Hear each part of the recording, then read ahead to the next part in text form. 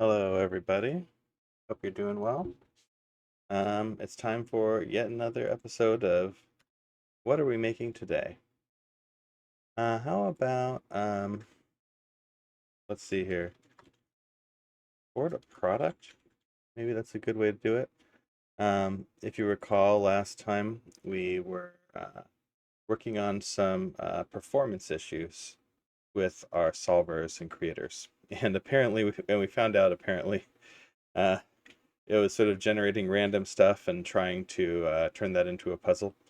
And yeah, it's like the slowest algorithm that you could think of. And so we've initiated a performance epic. We're trying to make this generic across puzzle types. And we're hoping that it'll be, relatively applicable and that it will speed up our iterations through our prototyping loop too. All right, so let's see where we're at now.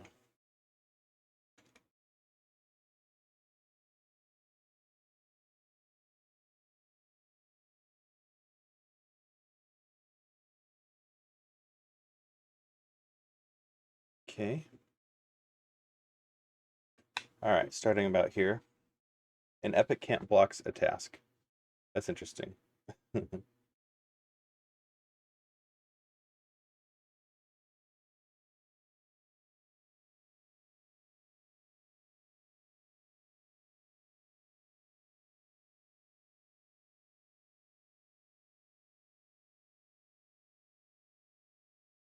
Now we've got our Smith trying to look at performance. And I think it's the right person to, right agent to do that. Okay. Benchmark target, 10 by 10. Yeah, we were, uh, we did a slow 12 count on the stream and got this slither link the other day. I mean, this is pretty massive. It took us a long time even to get this far. And I guess we'll continue progressing through this today. But yeah, that's the kind of performance benchmark that we're kind of working towards. Um, you know, I'm being generous with this 2 seconds. Like, I could not click fast enough to generate 10 by 10s and simultate them online. All right. Didn't pre-spec the rewrite. The Smith is going to do that. And we're going to have a benchmarking harness. I think this is an interesting way to put it, is that we should be looking at records of performance metrics and driving down those metrics so that we have evidence-based fixed legs. It gave us sort of first pass. It man-engineered this for the Smith.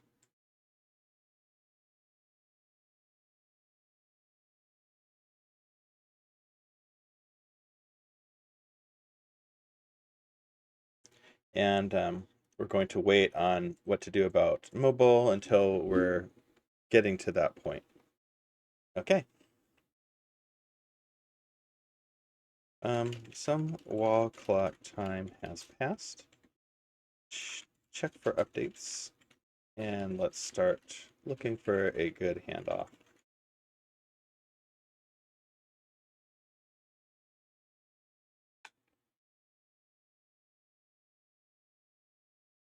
Okay. As I mentioned last time when we were working on this puzzle, a lot of the low-hanging fruit has been taken, but maybe we'll... I heard too that it's a sort of low-hanging fruit's kind of a misnomer. It's like the low-hanging fruit is the easy fruit to get, but you don't take it first. You leave it for last when you're tired. uh, anyway, oh, here's another 3-3 combination I missed yesterday. This is the formation for 3 next to 3.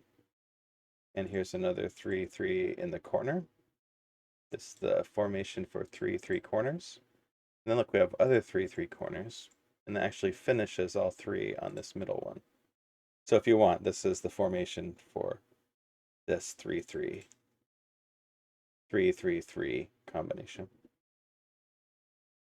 Now I'm just looking around for other stuff that this affected. A 0 is unmarked. Here's a 2 that can only be done in one way. Okay. Here is one edge of the 2, one edge of the 2, one edge of the 1. Go.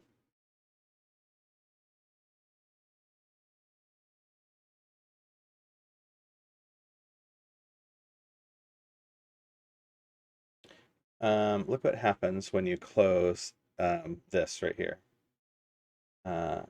You get a small, tiny loop. So we're not going to do that. If I remembered exactly which legs I had marked, I would. It goes so fast, so we can't do that. We've got to escape. One of these is going to be used.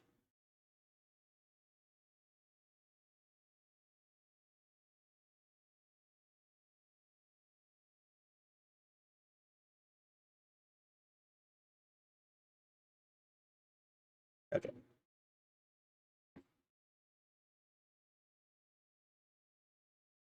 Okay. Sounds like the Smith was doing some work. It's reading that and looking for the issues. Okay, let's do this one. One of these is going to be used. One of these, one of these, one of these. One of these is coming in. So both of these have to be used. Another way to see this is if we marked both of these, then we'd have to do two like this, and then there's not enough.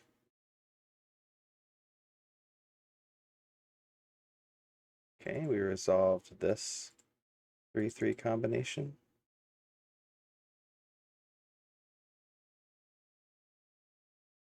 We can either do in this configuration we can either do both horizontal or both vertical.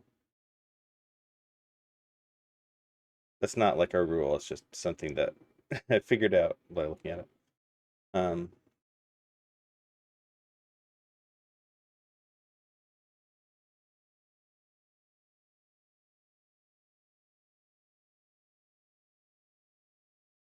Another question you might be asking yourself is, is this believable? Does this have a unique solution?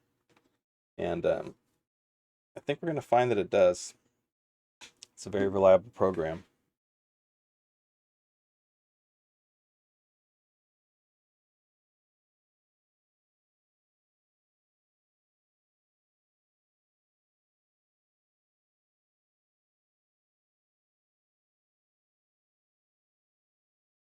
But yeah, you can see how searching for the next most obvious thing to do in a large puzzle like this, it isn't necessarily that going to be that obvious.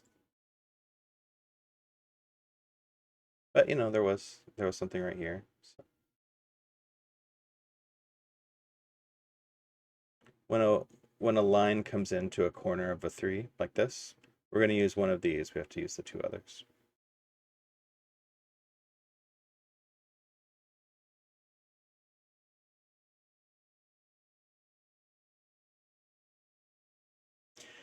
So a kind of interesting thing happens when we get a region of the puzzle that's cut off from other regions. We can count the number of in and outs, and they actually have to be even because it's a loop, right? So like if the line enters one time, it has to exit one time to keep the loop going. And so right about, say that we started our region right about here. Then we can count 1, 2, 3, 4, 5. There's 5 ends here. So we need to get one incoming line, not two. So that eliminates certain of the configurations of this 2 right here, right? Like we can't have two horizontal lines. That would put 7 ends inside of this little thing, and we'd have one dangling end with nowhere to go. We can't do two vertical lines, because again, that would be 7 ends coming in. So it's got to be something like one of the L shapes.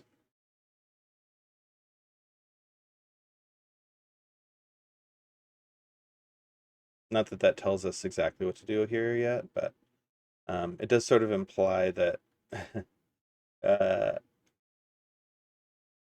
Well, we need to get one coming up out of here too.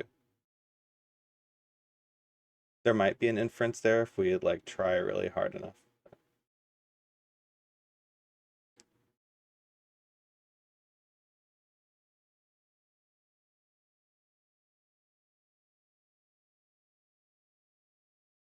This is an interesting line right here. So look what happens. We have to destroy all of these ones, and then we have to go forward, and we have to destroy all the ones around it. And now the line is dangling. It actually can't be this one. And I think by a similar mark, we can't have this one. So now this one's a little more obvious. If we light up this one, then we're going to have to turn left and have 2 on this one, turn right and have 2 on this one. We can go straight through, but that's the only way. It's also possible that we don't go through it all, that we kind of crawl around the outside of this.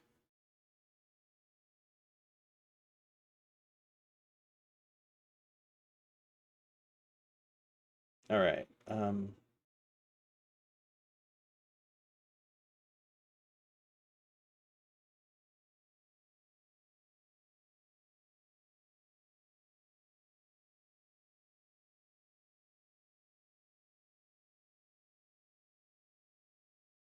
It has a generic bench harness.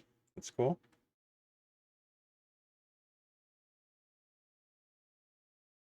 A fast incremental uniqueness oracle. This is ready to work, I guess.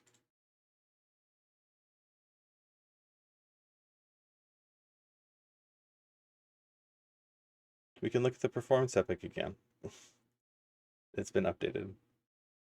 Oh, whoops. That's not the one I want. I want the Markdown viewer.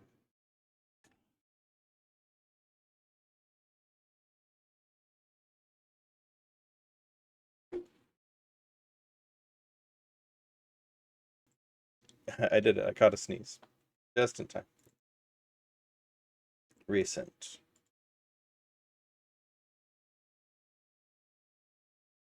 Did this one? No, I don't think so. It's performance epic. Okay, so we haven't looked at this one yet.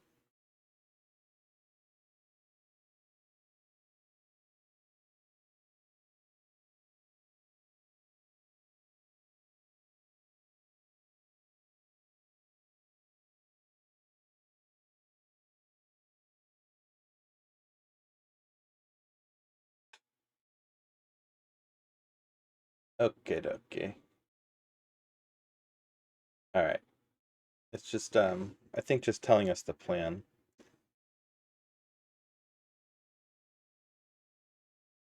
And we've got a little loop back kind of workflow here that says that we're going to be trying to run these fixes and then see if we can hit our performance target. And if not, then replan. Cool. All right.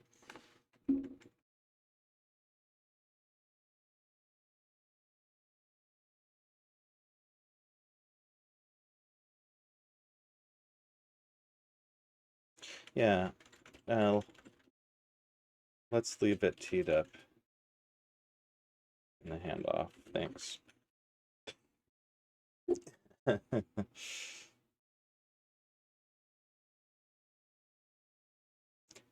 I know that this saying thanks to the mayor that's about to head into oblivion is not like economical. It costs something, right?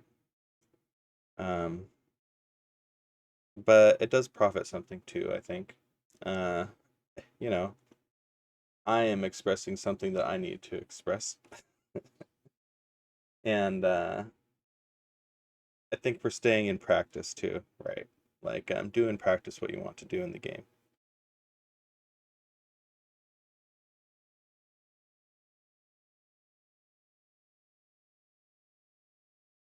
Oh, right. The other thing we learned last time.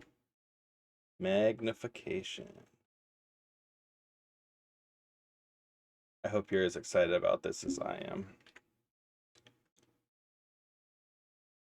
And we were messing around with deconf. Maybe we can, okay, be careful. Absolutely.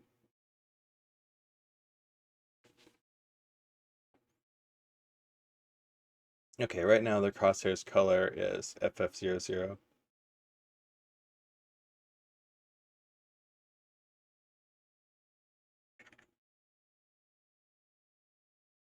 We're in RGB, right? So this should be real light aqua, I think.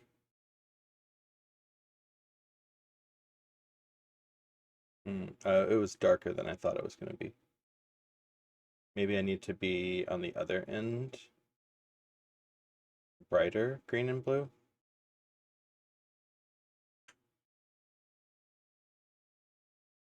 I don't have super good instincts about RGB color space or anything. That's kind of nice. If it were lighter, maybe it would have some R to it.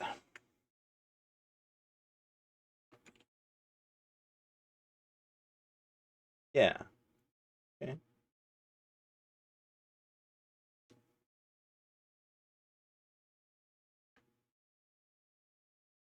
Maybe a little more.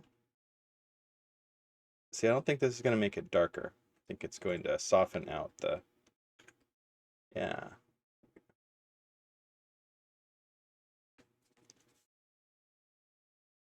Maybe a little more blue.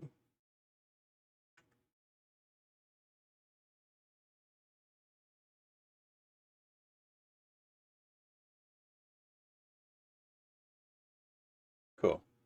Yeah, I think that's kind of nice. Kind of reminds me of rain cloud gray. Well, rain clouds are darker.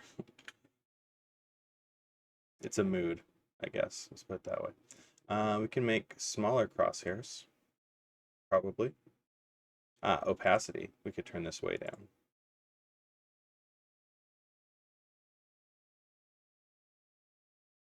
It's between 0 and 1. There we go.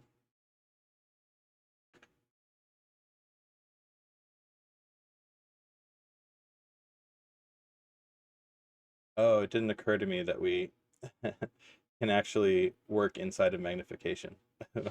But yeah, I mean, that makes sense, doesn't it?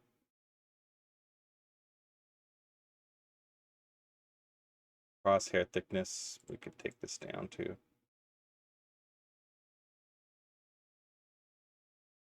Much better.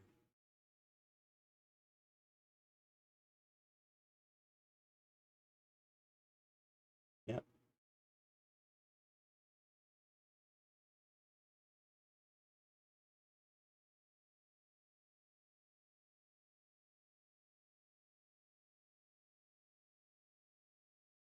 We could take this down quite a bit. I mean,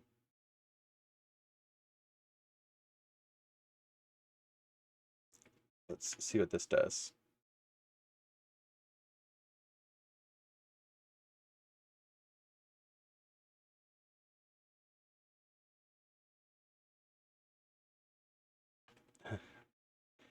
Are we gonna see it update in real time? Boop. Pretty much.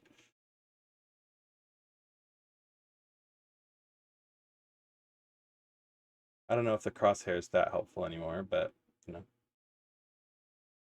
it'll help me try to you know, see where we're at. Maybe find the cursor, I suppose. Okay, cool. Anywho,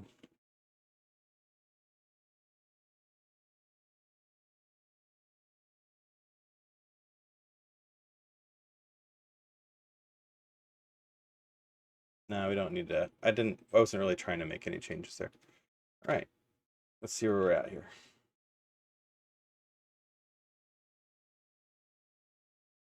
It read its hand off. All right.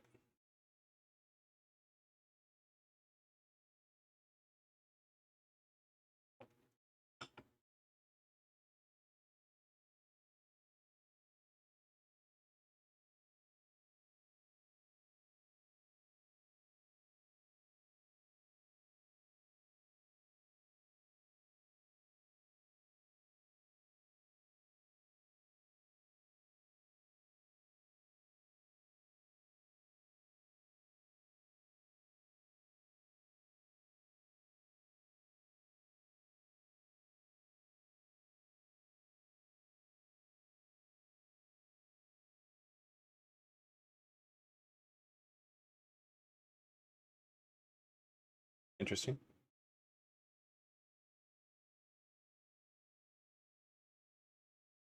All right, it's working on that.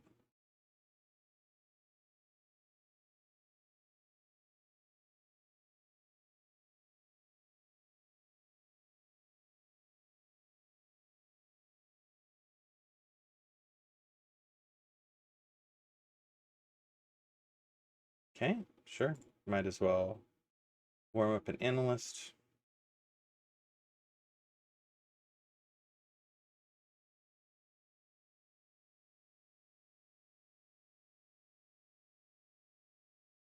Hmm.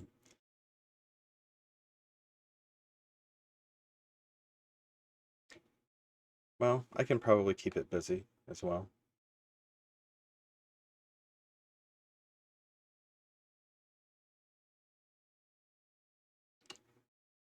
One problem with this again is that I keep thinking of things to do and starting, but I don't have a mechanism that's making me close things.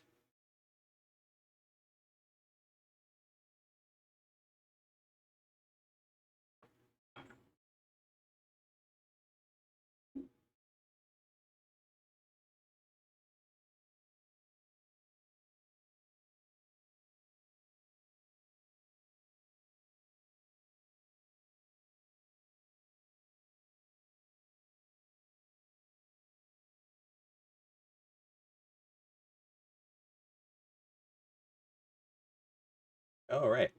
We haven't finished this guy yet, too. We got kind of derailed by this massive, massive slither link.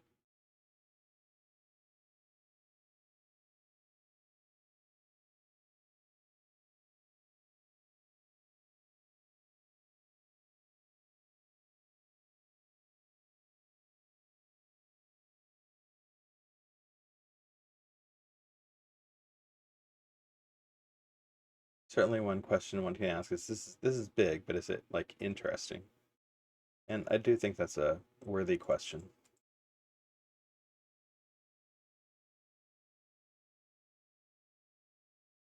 I think the way I'd answer is that, and I think that I mentioned this last night, that the bigness causes interestingness in some ways.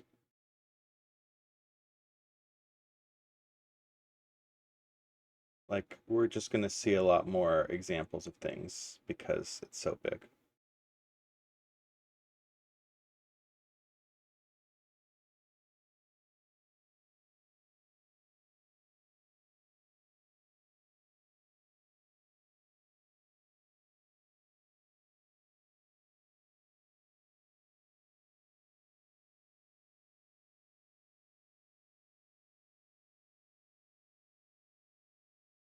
And it'll trivialize some parts of the puzzle and make other parts of the puzzle like really hard.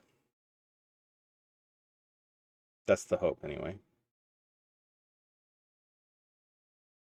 And definitely puzzles of this kind can vary a lot in their difficulty just by the circumstances that cause them to be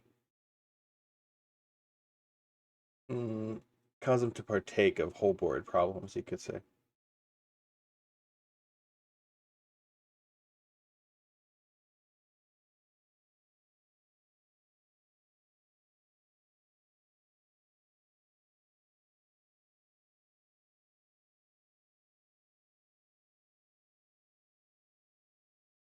This is an interesting one.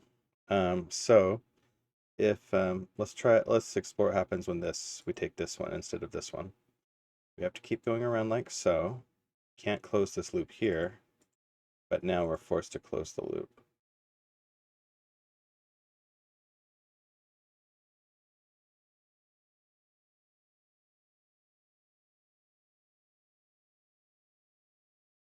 So instead, we are forced to go this other way.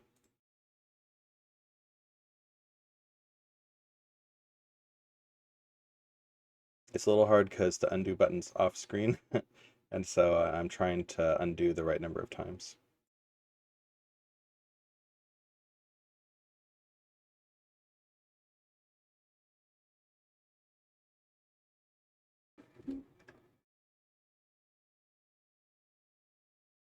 Maybe it would be smarter to be doing this under a little bit more magnification.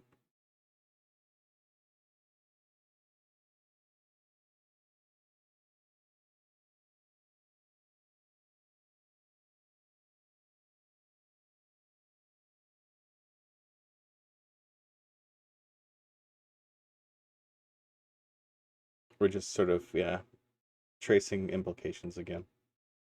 Like, what if I do this? What happens? That kind of thing.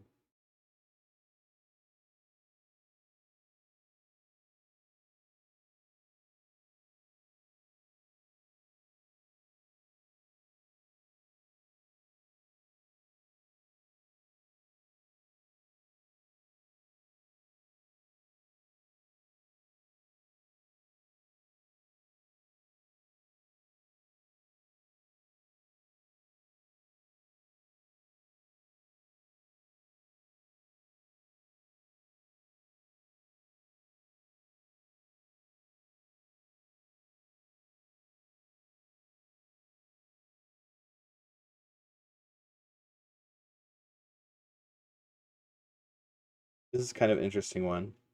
Regardless of whether this is both these two or both these two, we can't really use this right here because if it were these two lines on this two, there'd be a line of two around this one, and we can't use it. And this two, we sort of have to come in and out at these corners of the two. So we're going to have one line coming into this one.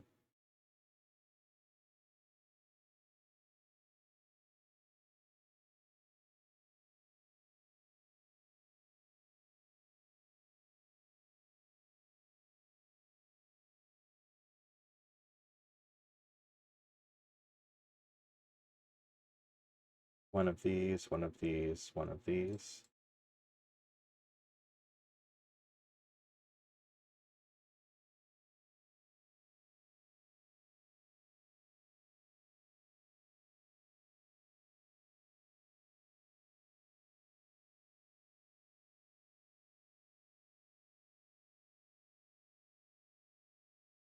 Weird things happen when threes are next to ones.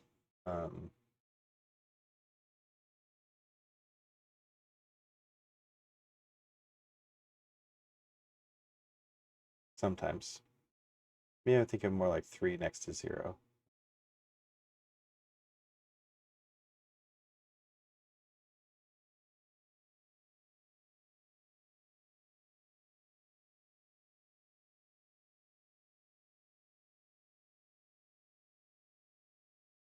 Yeah, here's an interesting one.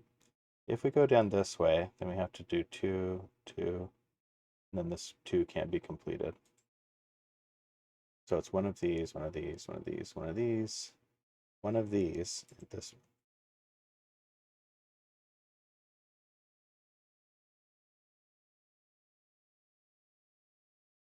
Yep.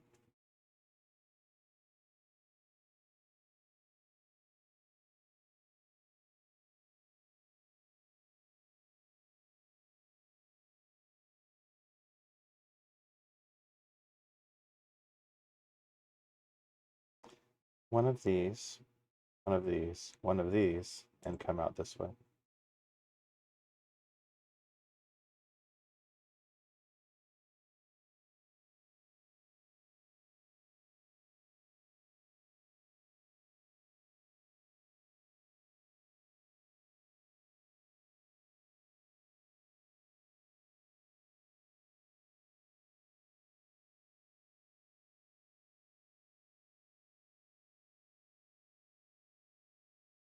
I was examining this. It has to look like this and this. Yeah.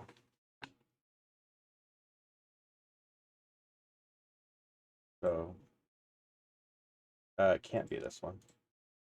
It has to be like this.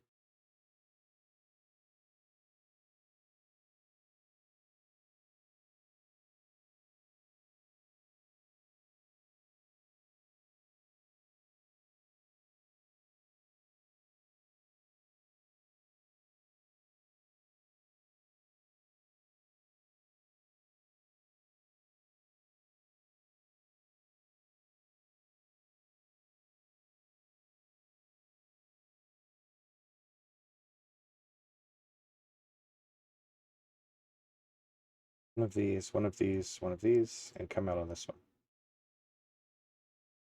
And just notice this 2 ready to be done.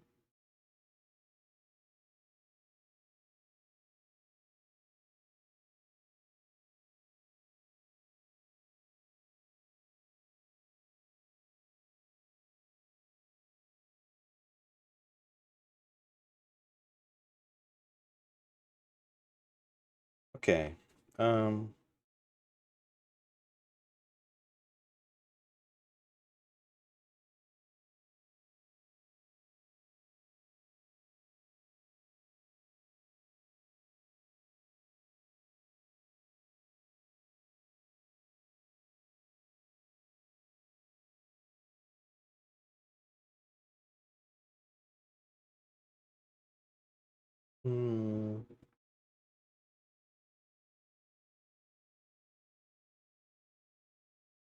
There's an upcoming order for agents to reflect on their work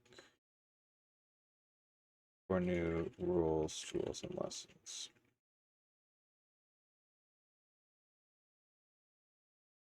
But some of the agents haven't run one. How about the agents that aren't busy? Bootstrap this.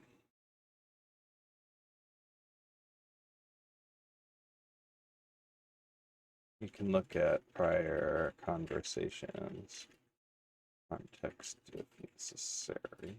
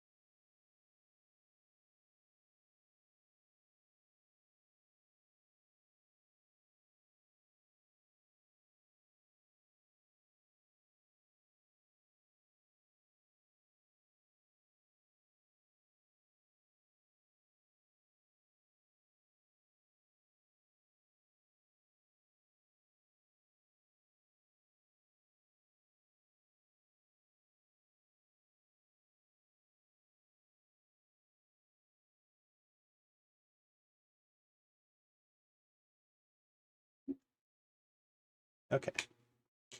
See, this is sort of half done, right? Since we tried to get all of our departments on this and make it a sort of like if you're a department, you should do this.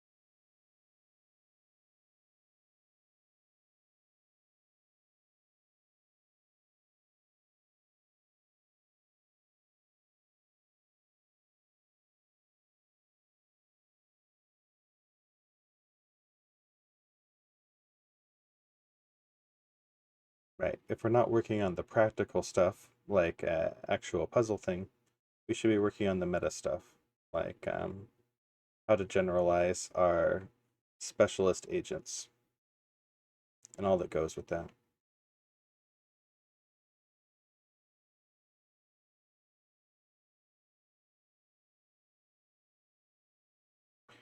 This seems like a pretty weighty area right here. Like if we pick one of these, then lots of consequences start happening.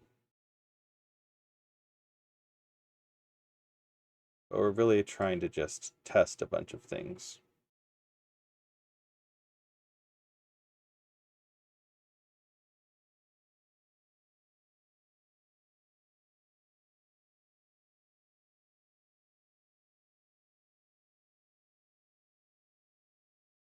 I don't think that there's any one of the ones that I've examined that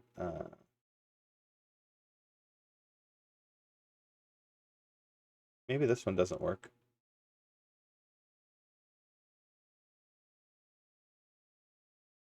Now we go this way. But oh,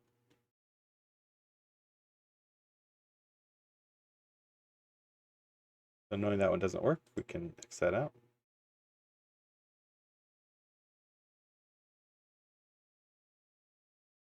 We might be suspicious that its partner across the way also doesn't work. We can also do one of these and therefore this one. One of these and not this one. Yeah, see, that hypothesis did have a few consequences. Um,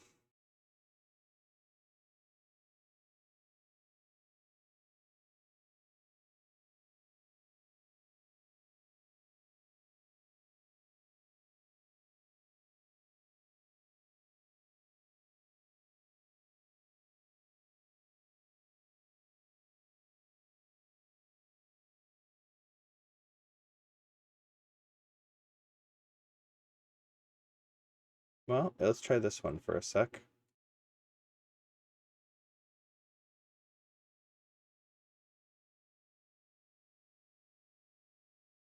That's okay over here, over here, over here.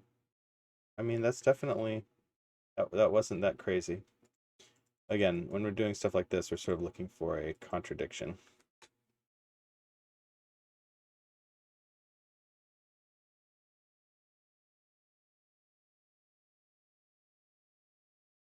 Okay, it looks like it'll escape through all those different routes now. Um,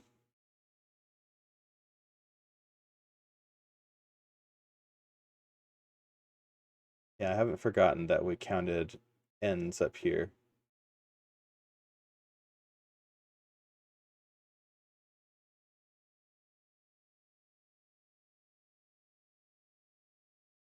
There's a couple ways to solve it. So usually we can use this for inference, especially when there's only one sort of in or out kind of decision. Then it's actually, you know, whether it goes up or down might be like forced.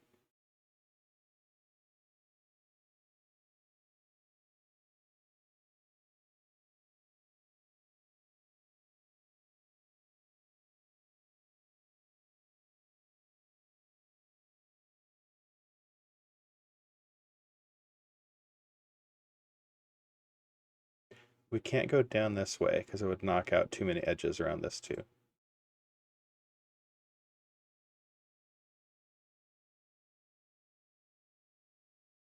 We're taking one of these, so we have to take this one.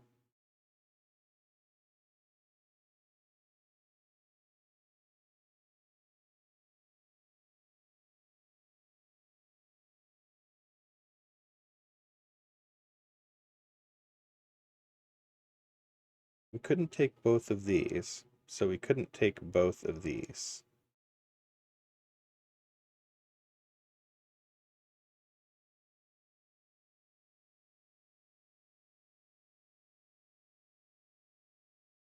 I don't see a obvious way to cause that to happen though.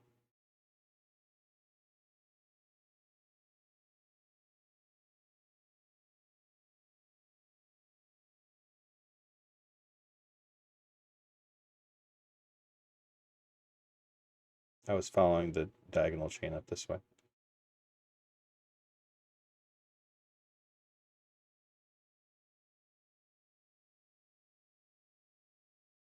This is kind of interesting one. So we can't do this because that would take out too many edges on this too. So this has to be an edge.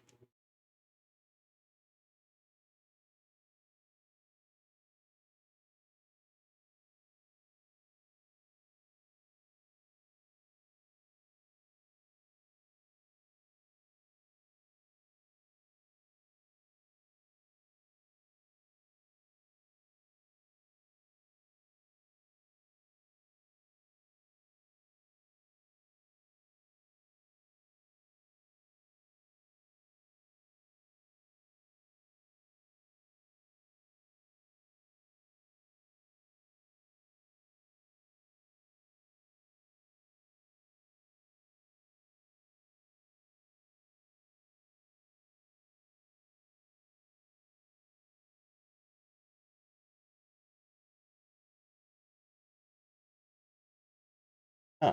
Fix one closed. Smith completed a fast oracle.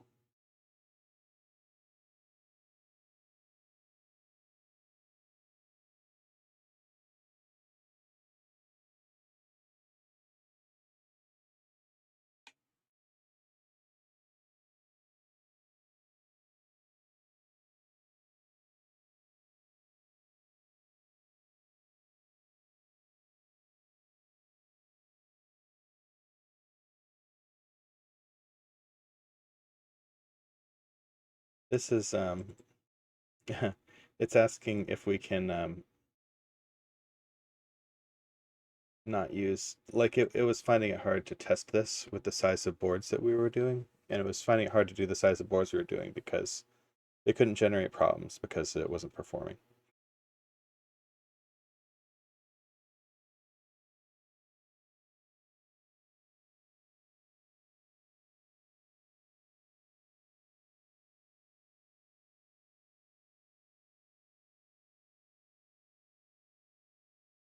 Okay.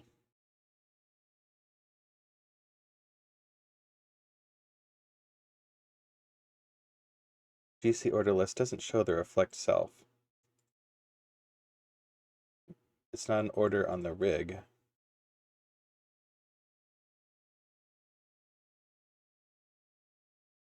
The order is registered at city scope.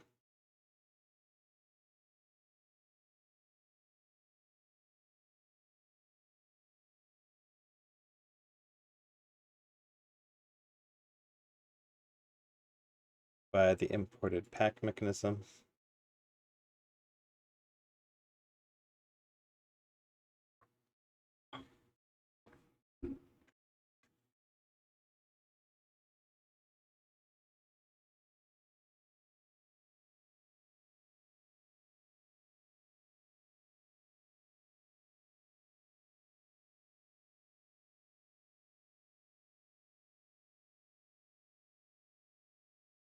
We're running into issues because we're dancing across the boundary of the city and the rig.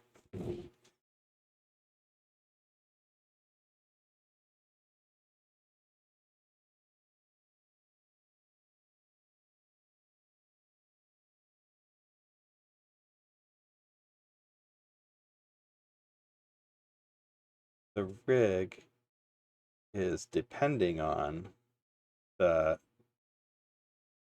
formula in the city. That's interesting. It's not dumb because this is sort of a department level thing, this cross-cutting thing that maybe every one of these agents is depending on. It's sort of like the concierge and department stuff is a dependency of these puzzle agents.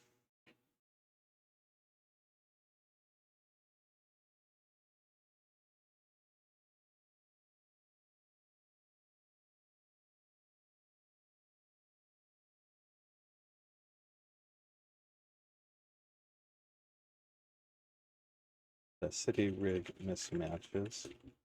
on order as a need to create a dependency of the puzzle pack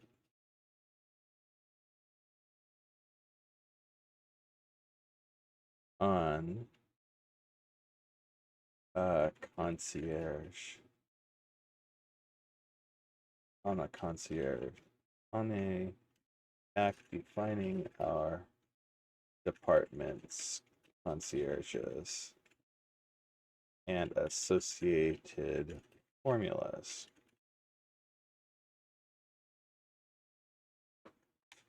Is that how you see it?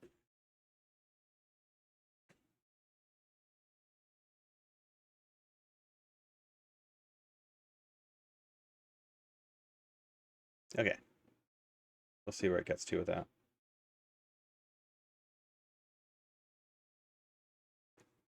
Is this just pixel hunting? Like really, really complicated pixel hunting?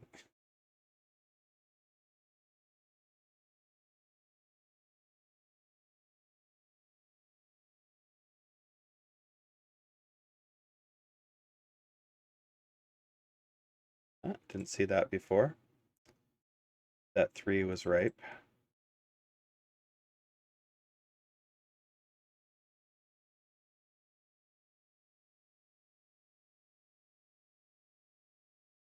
This 2 got done. It's sort of why we're working in from the edges. Yeah. That's where things are the most constrained.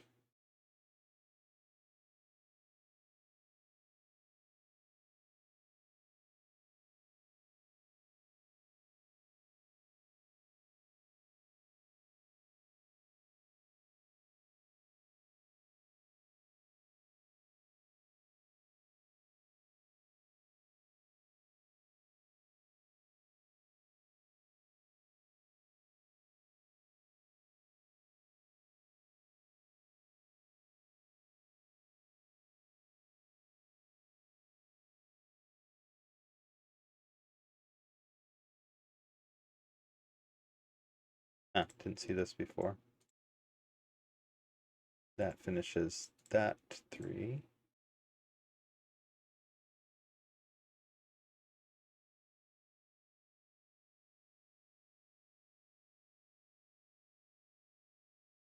We have to either go this way or this way. Therefore, we need this one.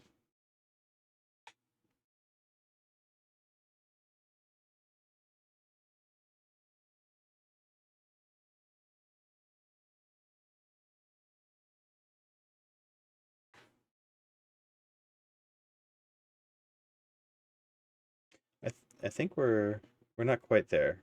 We're pretty close to isolating this region. There's only 2 entry points left into this block. And so they're going to kind of need to agree. And we could count edges and figure out if they need to be the same or opposite. 1, and only external edges. These, I mean, we can count these 2. We've got 1, 2, 3, 4, 5 endpoints right now.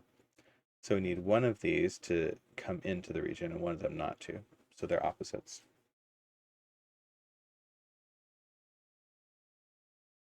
Like here and here. These would be opposite.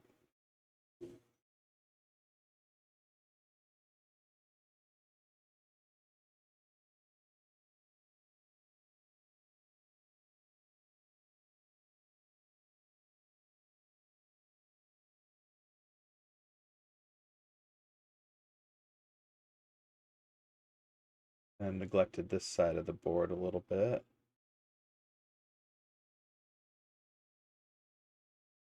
It's not doing too bad, I would say. It's a little harder for me to look at.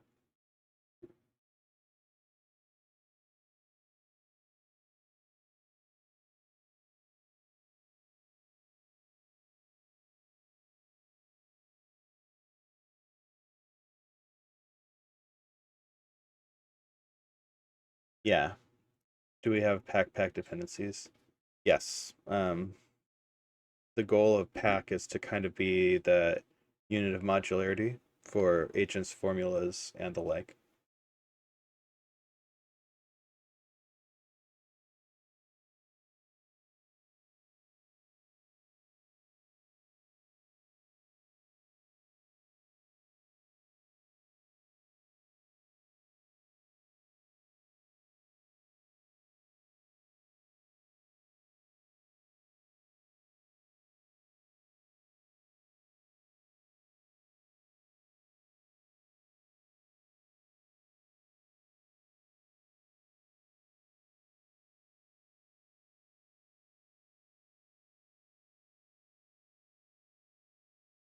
I'm just checking out what's in the Discord this morning. I keep forgetting to do Discord report. On the Gas City channel, people are talking about um, what if we open up a Gas City agent to the outside world? Um, I don't know. It seems like a bit of a mess to me. It's been hard enough getting it to do what I want over the course of 50 plus sessions now. Um, yeah, we had 50 sessions the other day.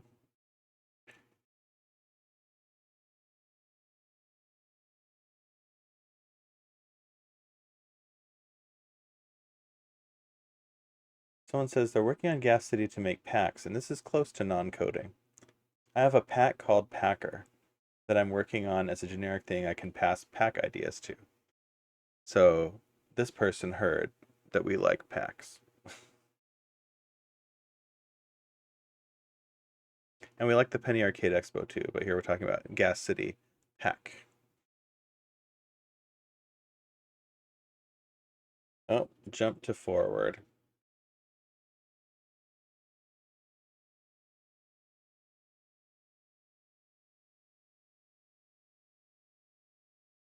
There we go.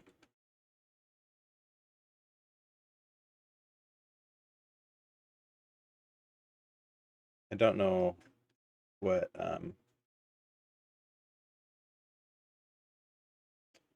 don't know what TMUX is doing to me right now. Ah, space.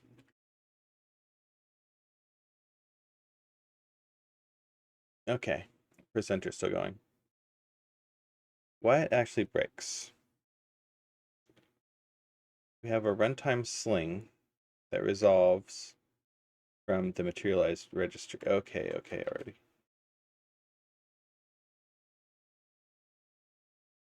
I'm hitting space. I don't know why it's not listening to me.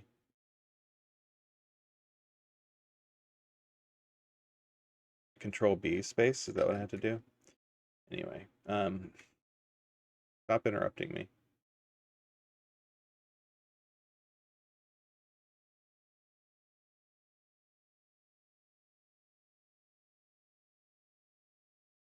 It says stop interrupting me.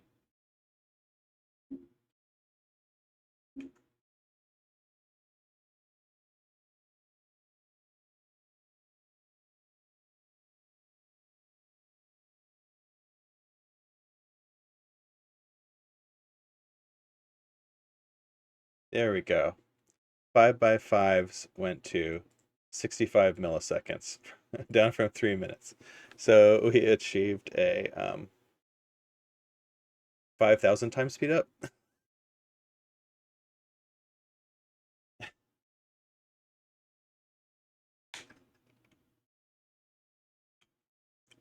I do want to read this message though. Okay. Formula resolution paths.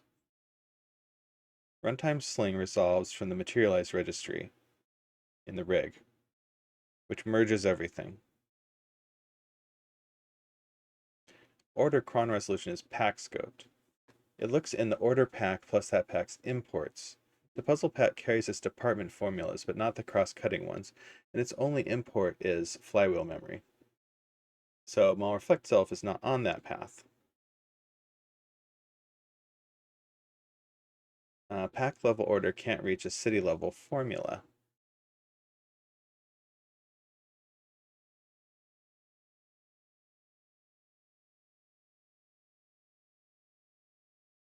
Factor the cross-cutting infra into its own pack and add imports departments.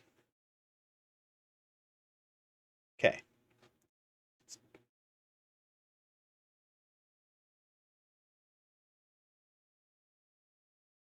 So we're moving even more stuff out of the city, which makes sense to me. You know, a city is a kind of a vague idea, right? Um, how do I put this? We haven't been working with the quote unquote two-doorness of our city at all. Like, it's just been a container for all of our agents and eventually all of our packs and projects, our rigs, but the only thing that's really here that's been modified much is the mayor. And that kind of makes sense because the mayor is supposed to be our only entry point into the city. The mayor can kind of run its city the way that it likes.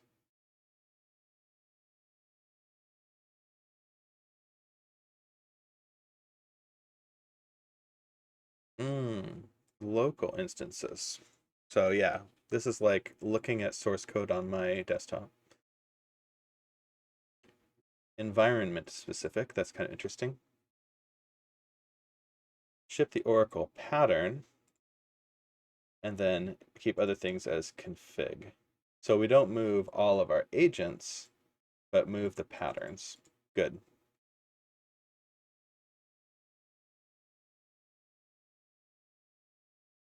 Yeah. Yeah.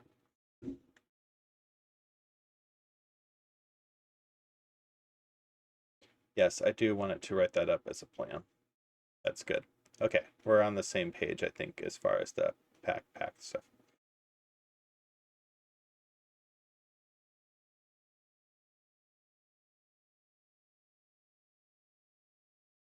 Um,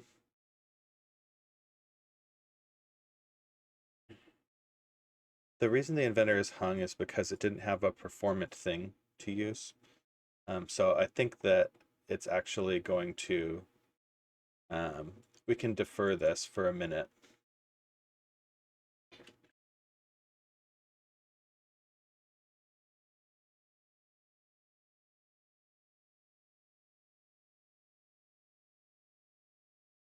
Okay.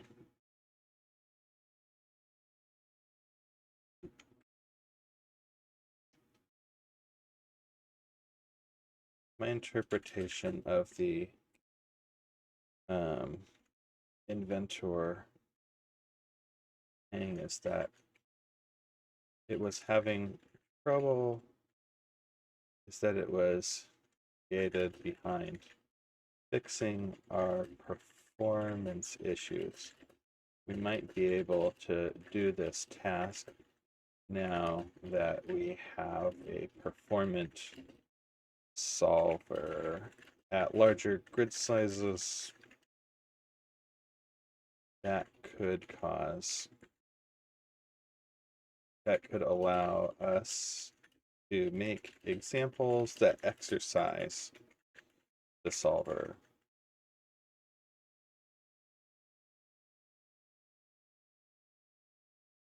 It was inventor, right?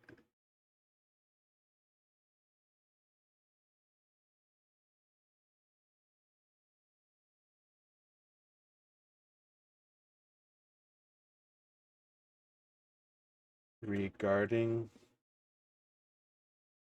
the pack refactor, I think you made a good plan and separated concerns appropriately.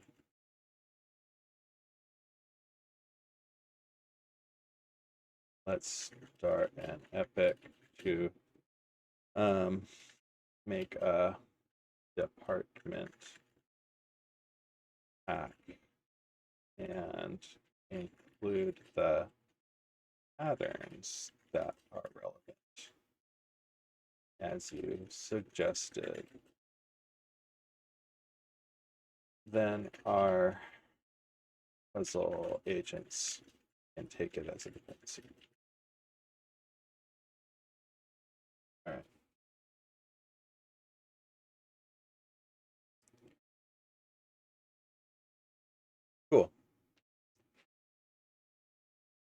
My heart was in my throat a little bit on that one. Like, I don't really want this to.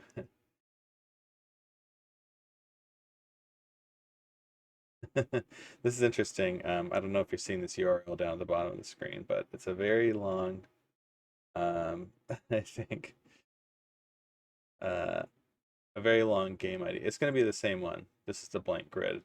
If you want to solve the same blank grid as me, uh, then we can. No, character limit in chat. I'd have to find another way to publish this to you.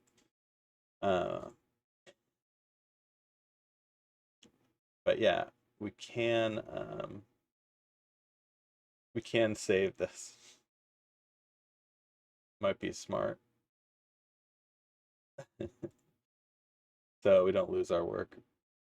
I didn't anticipate that we'd be working on the same puzzle for an hour or three.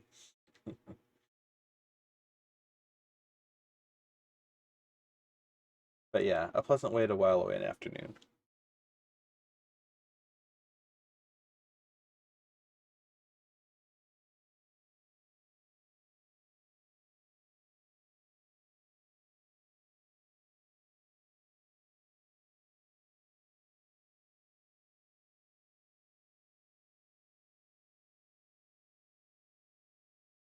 I was trying to see if there were consequences down here we could follow up on.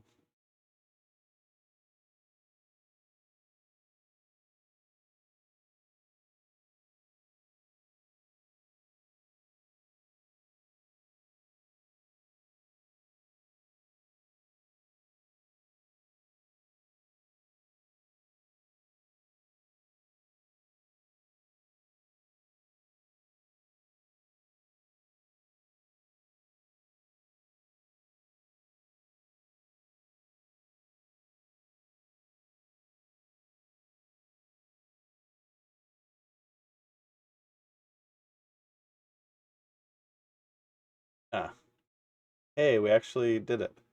We caused a situation where multiple workers needed to use the same working tree.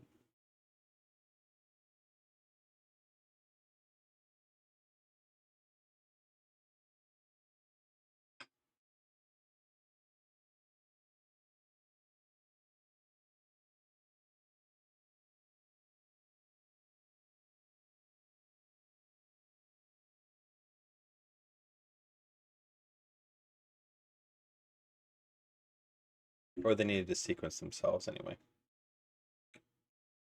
Okay.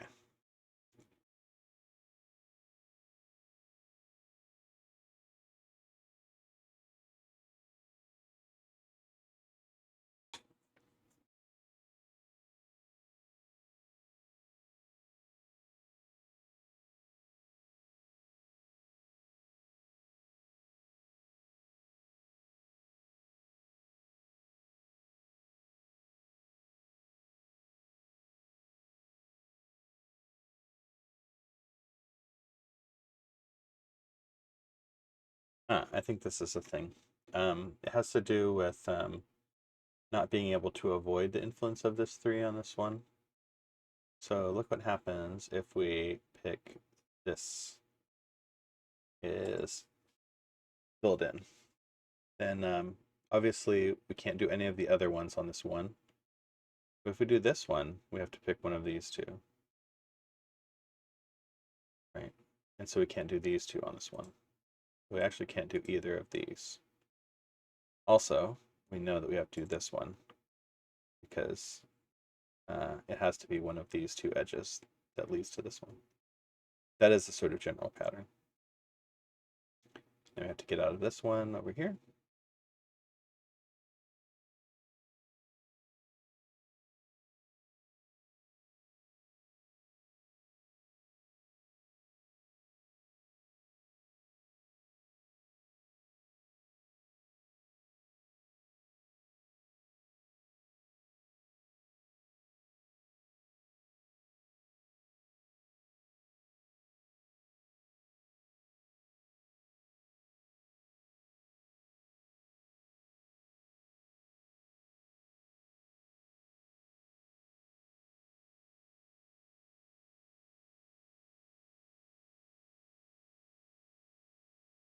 This is an interesting one, I guess. When this two, we have to take either this path or this path through the two.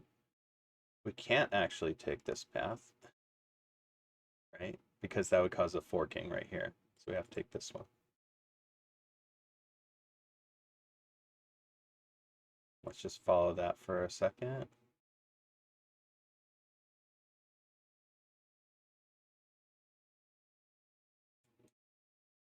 Oops.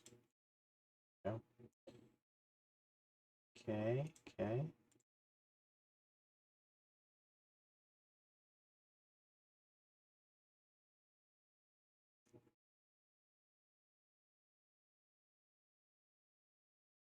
Cool, that cleaned up a couple of things.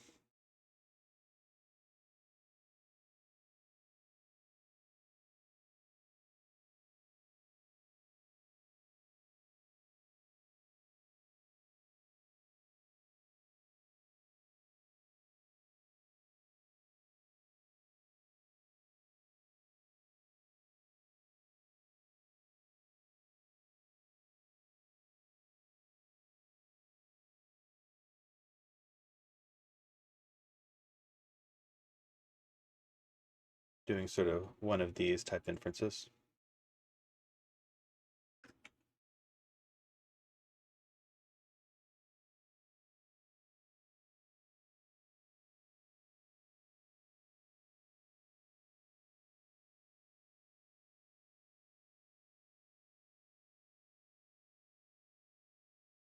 Cool.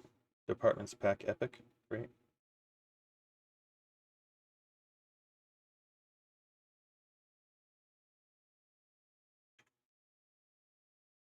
And I think it's going to be, it's usually pretty good at this kind of thing. This is more like a refactoring of stuff that we already have. We already have slinging work to departments. We already have, you know, department charters and stuff like that. And so it's just going to be like moving around stuff we've already got. And then when it goes on to test those things, it does pretty well too. It'll say, okay, I tried to refactor this into dependencies. Do I get the same behavior as before?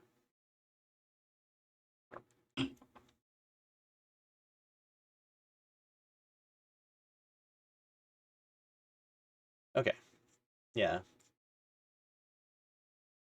Inventor was just old, I guess.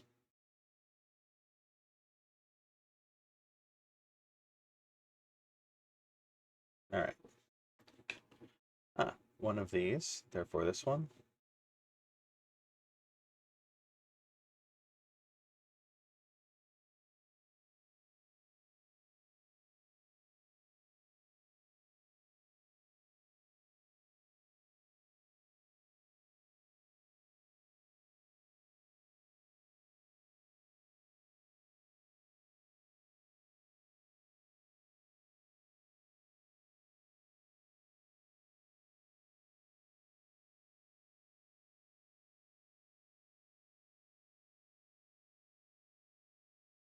One, two, three, four, five, six.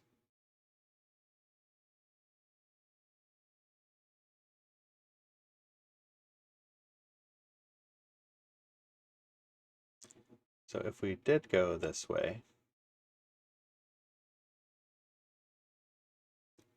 we would have to go 1, 2, 3, 4, 5, 6 up.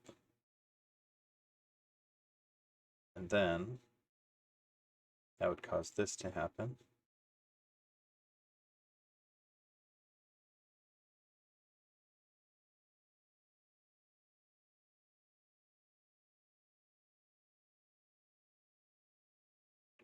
One of these, one of these, one of these, one of these, therefore not this way.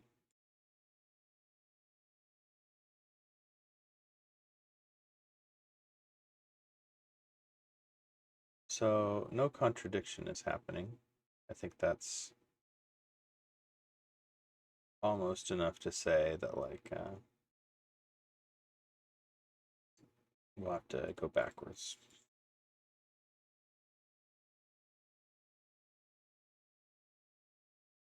Okay. So what about this way? We have to come in. It looks much the same on this side.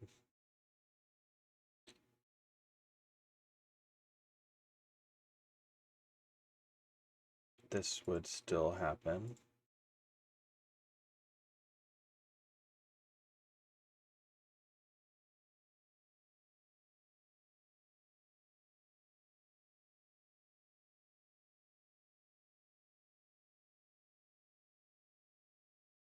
Then we could try this way.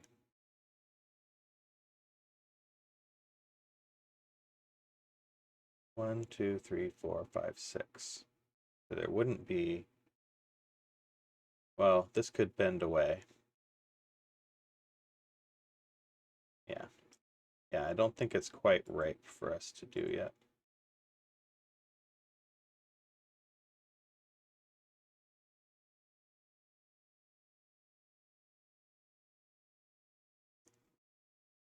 What if we look over here for a minute?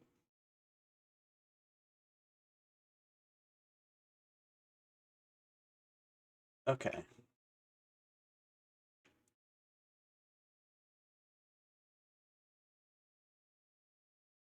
All right. Here's where everything went. Okay, consolidated state.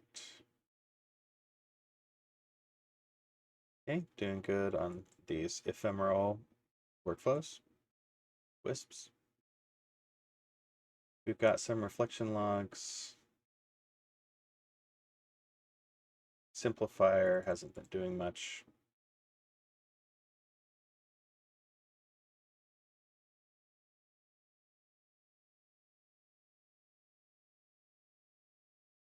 It'll fix this once it starts doing this refactor.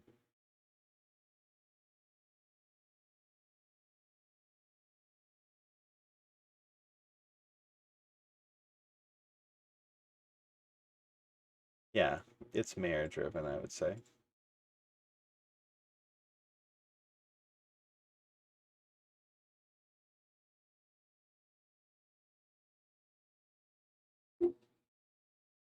Cool. It unstuck the inventor. Sorry, I'm treading on my headphones somehow. There we go. All of these Smith Inventor sessions are sharing one working directory.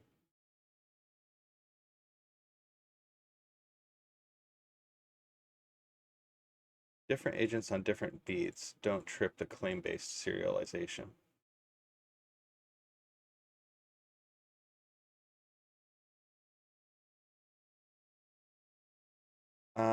We were talking about this. There was a there's at least a former conversation on it.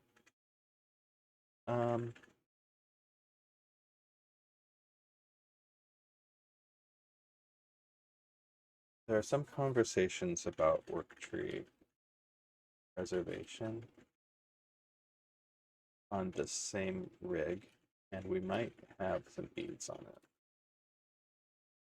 already. I agree that two workers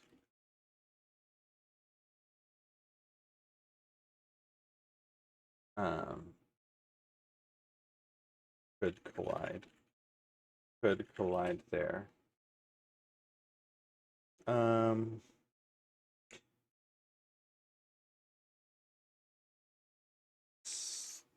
Sometimes in human companies, sub-teams set up a branch to collaborate. So that they can see each other's changes while they work on a new feature. It seems like sometimes we would need to be able to detect this situation.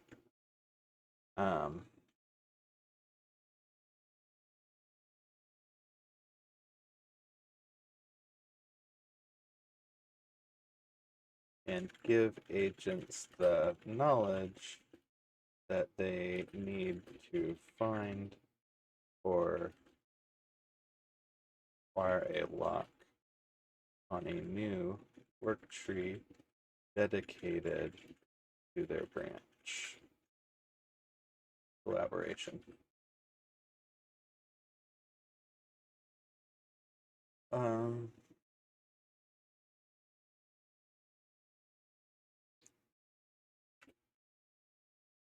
Right now we don't do all work in work trees, but that might be one way to avoid rewriting our main rig outside of the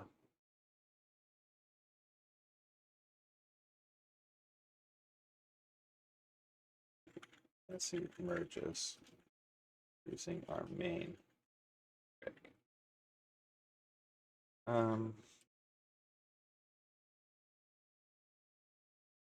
We have more disk now, and it's more feasible to make work trees. However, we also want to consider splitting out department definitions from their products. So this is related to the service orientation discussions these as well.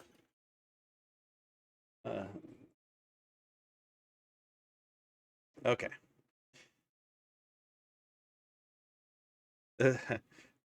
we're not doing too many deep cuts here. I think these sessions are probably in the previous, I don't know, 10 or 20 or so that we were talking about this issue.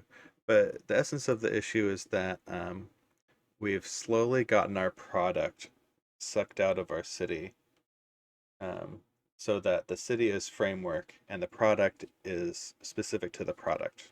And the product specific agents are in a dedicated pack that's sort of all related to one another, that's brought together by a prototyping loop that references all of them, and so on.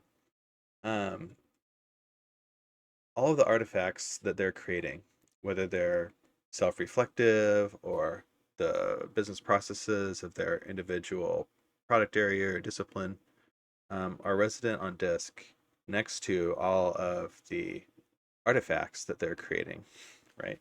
Now, we did split out artifacts into their own directory structure that's versioned and that kind of thing. Might also how this plays with versioned artifacts.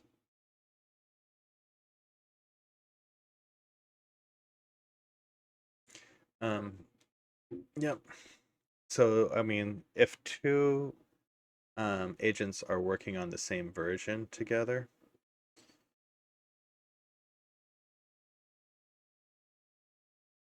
then that's okay too, right? Like, if you're on this version and I'm on that version, then yes, we're working on the same branch, but our changes aren't colliding, right?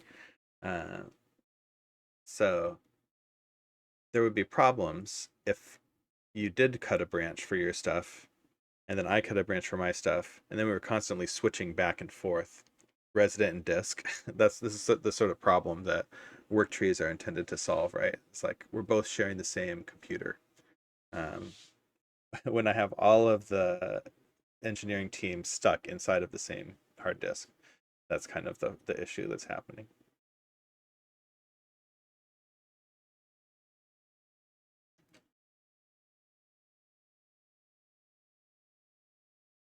But yeah, some of these problems would go away if we had separate repositories for each one of our, you know, our catalog and our solvers and that kind of thing. You can argue that each one of our prototype versions is like its own little world. but it's more interesting to think about how it's made up of a lot of different modules and services.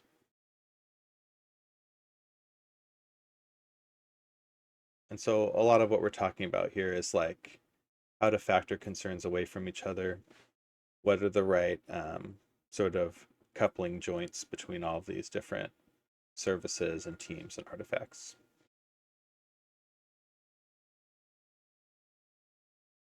All right. It might be busy with that for a minute, so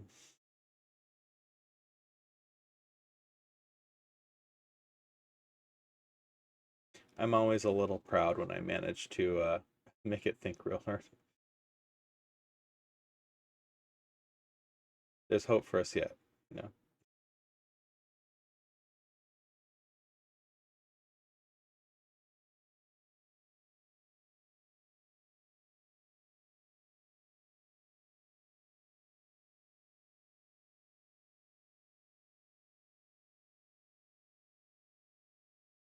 I was doing some weird complicated thing with this and this. uh,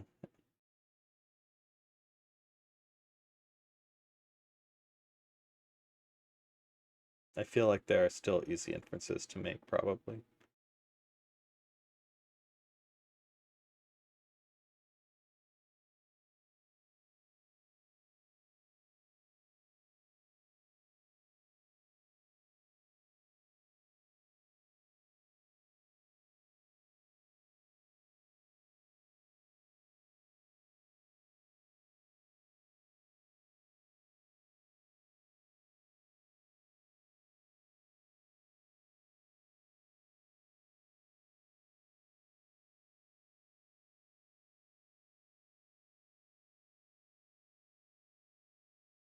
This is a kind of interesting area where you can kind of see the switching thing happening, right? Like, so say we fill in this one, then we have to do this one.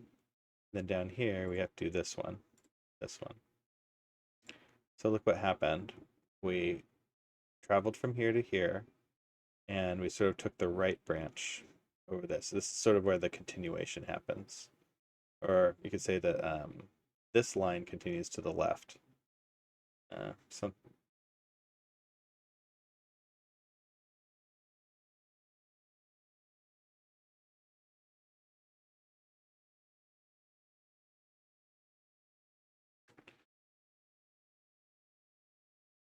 There we go.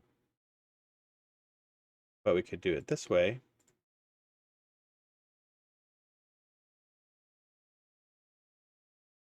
And so instead, we don't take this line, we take this line, and this goes up instead of into all of that.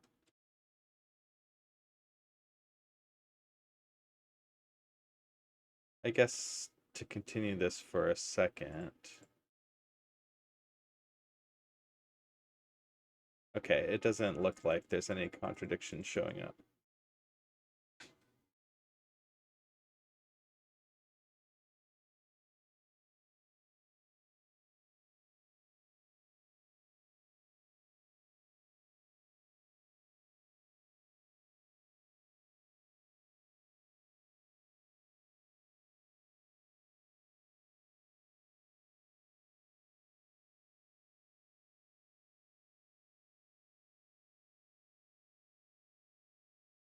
Ah, it has to be one of these ones, so it can't be this one.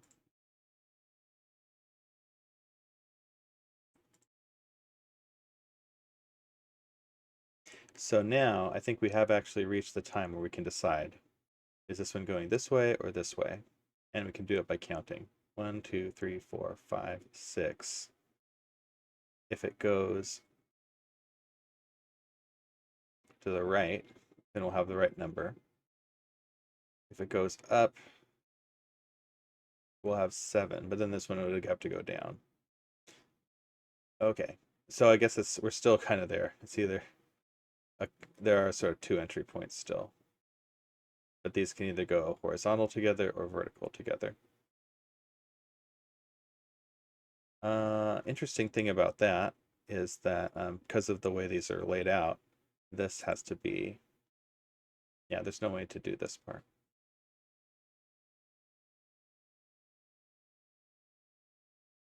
Like if we had an L here, then we'll get the wrong number of ends in the region here. So it's one of these, one of these, one of these, one of these.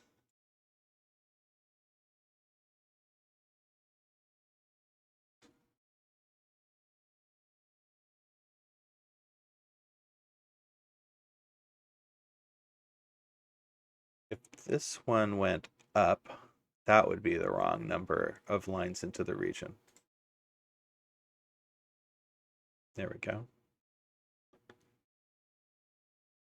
Both of these or both of these. We're kind of deciding if the lines kind of go together this way or if they go together this way.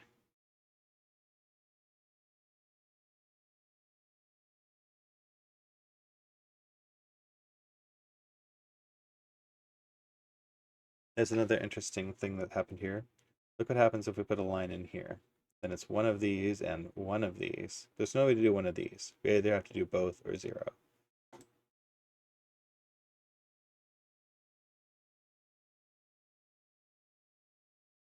If we take this path, then we have to go this way.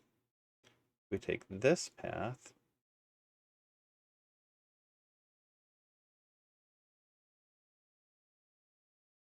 then I guess it's horizontal or vertical on this one. Okay.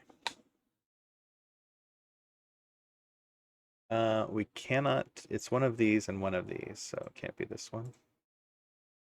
There we go. Can't take this 2 path on a 1.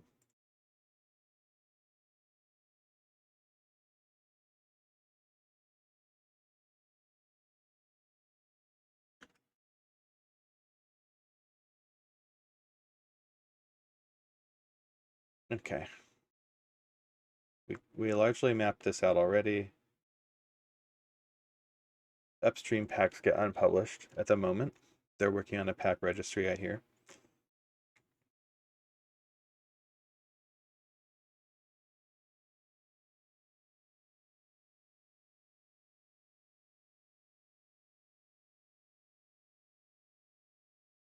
There is an upstream issue on this.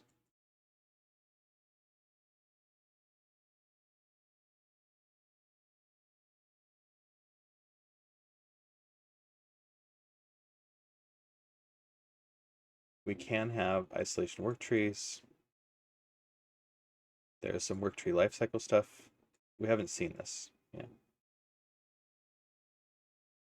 Scoped work already does work trees.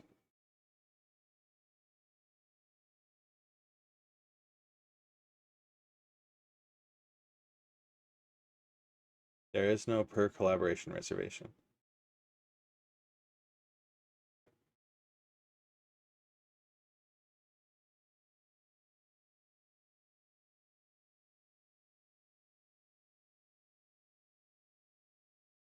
Okay.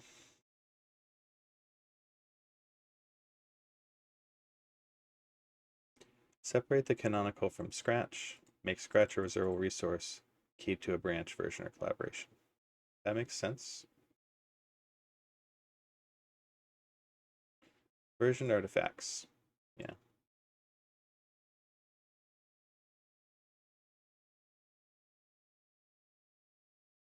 Published versions are read-only, not contended.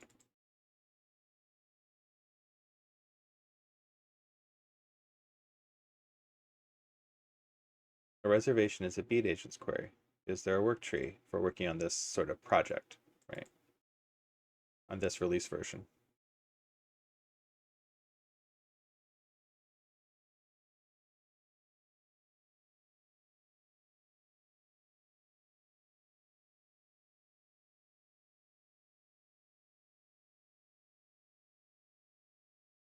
Key to branch, which is approximately equal to that. Yeah, okay. With a leaf speed.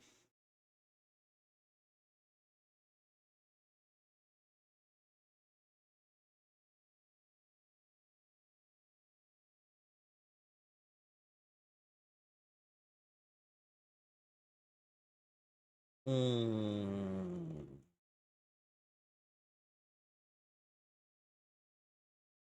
So, I agree with this being a framework concern. Maybe I would ask it as a pack feature that incremental might want to use. The reason I put it this way is that the artifacts branches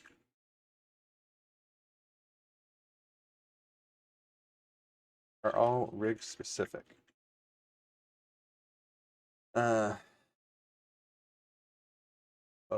Puzzle agents collaborating on puzzles are checking out branches implemental,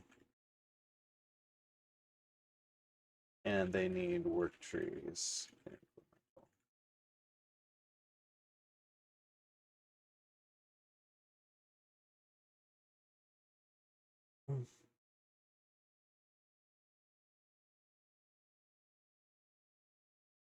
I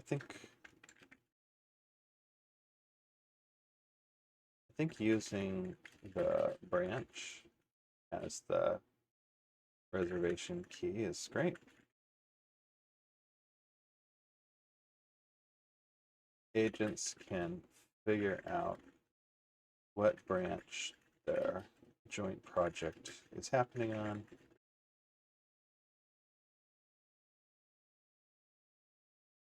If the branch is merged, that's a natural time to release the piece.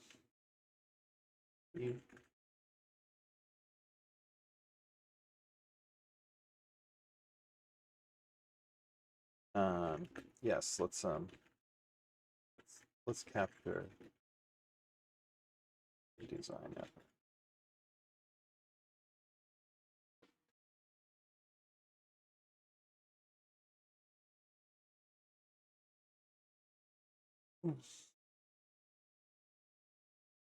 Let's see what it says about the idea that this is yet another pack.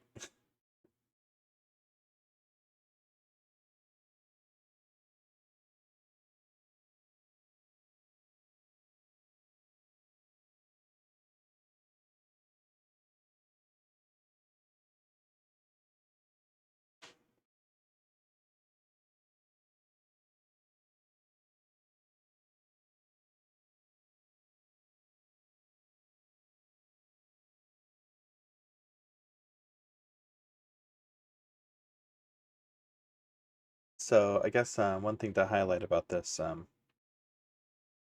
I I talk sometimes about whole board problems, and you can kind of see how certain of these sub problems are starting to grow towards other ones. They're linking toward each other, affecting each other, that kind of thing. And the choice that we make inside of this sub problem, it affects the rest of the puzzle by sort of deciding on the relationships between these ends, right? So these ends are or maybe like here, let's say these four, right? We have these four entry points into this little region right here. We also have four exit points. This, this, and up here. And what matters ultimately about the way that we go in these is not necessarily this sort of local problem of which lines are going to get lit up, but this sort of more global problem of which ends are going to be connected to one another. Is this end going to be connected to this end down here, or is it going to be connected to this one right here? And that has implications for the rest of the subproblems, right? Because we can't make a loop that doesn't include everything, right? So that's why it matters. And so we've sort of obscured a problem of trying not to create loops out of a bunch of segments that we can connect in different ways. We're trying to decide which end to connect to which end, ultimately. And there are other ways that this pattern of are we connecting A to B or A to D, right? That can show up in different formats in the puzzle, but in a generalized view, right? Like this subproblem would kind of shrink down to just that.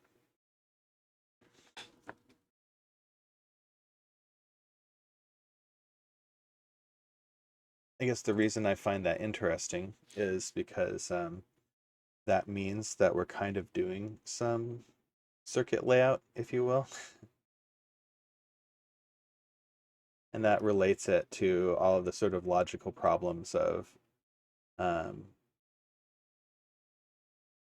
mm, networks that impact networks, 3SAT, that kind of stuff. The generalized nature of this problem where, um, you know, is this Boolean connection going to happen, or is this Boolean connection going to happen? Is it true or false? And so this is like a variable in a Boolean problem. And if we got enough subproblems together and we solved them all at once, it would look like a big Boolean assignment 3SAT type problem.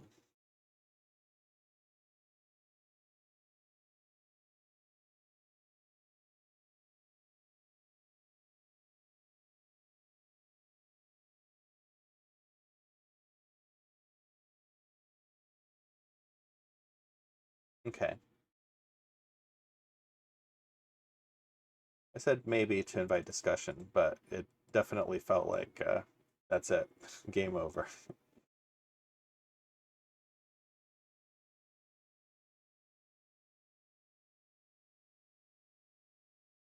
Okay.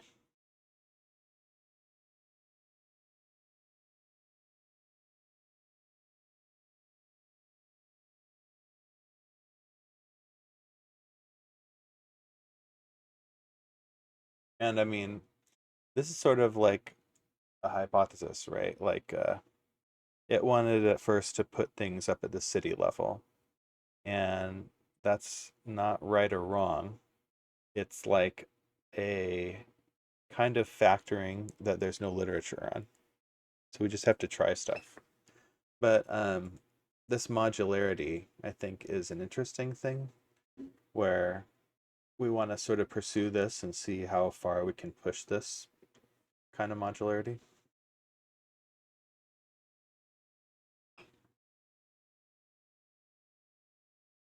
Like making a rig have this feature that it has checkoutable work trees, and that all of the agents that are working on that rig know about those work trees and want to use them as a collaboration space. It seems like that's a capability you should be importing.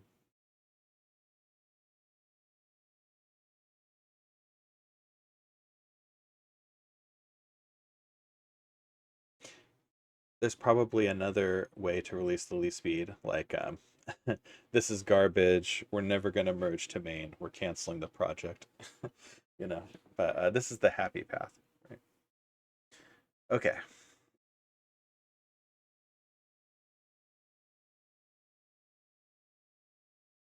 How the design epics relate. A department's pack and work tree reservation. They're both packify the framework.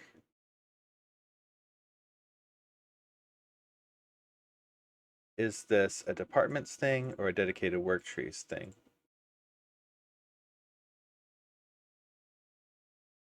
Um, let's talk a little more about the independent usefulness of work trees versus departments.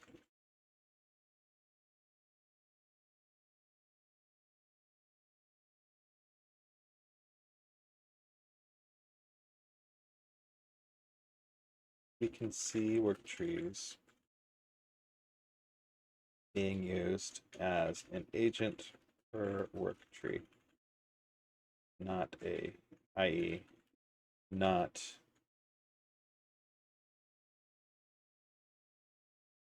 environment.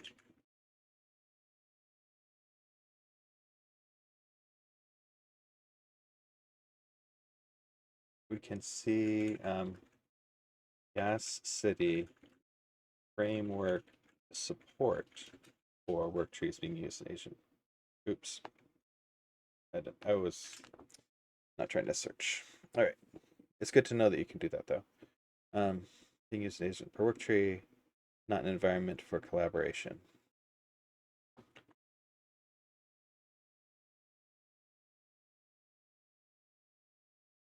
The general usefulness of work tree reservation seems and operation branches seems to hinge on agents needing to work in teams.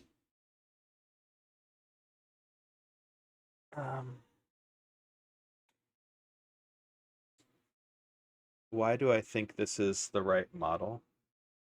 It's just a kind of generalization, right? That like perhaps we want to have models from different providers working together, or you name it.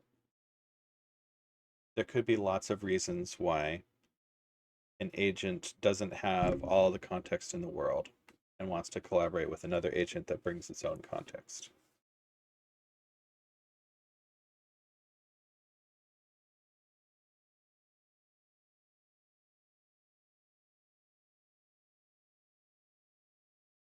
Curious if that implies needing departments or their moral equivalent.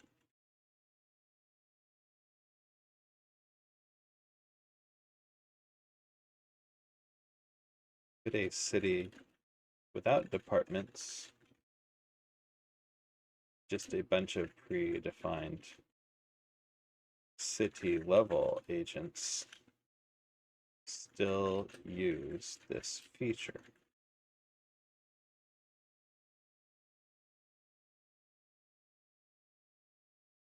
Or would they also need well-defined lanes and guidance to collaborate? Open-ended question. All right.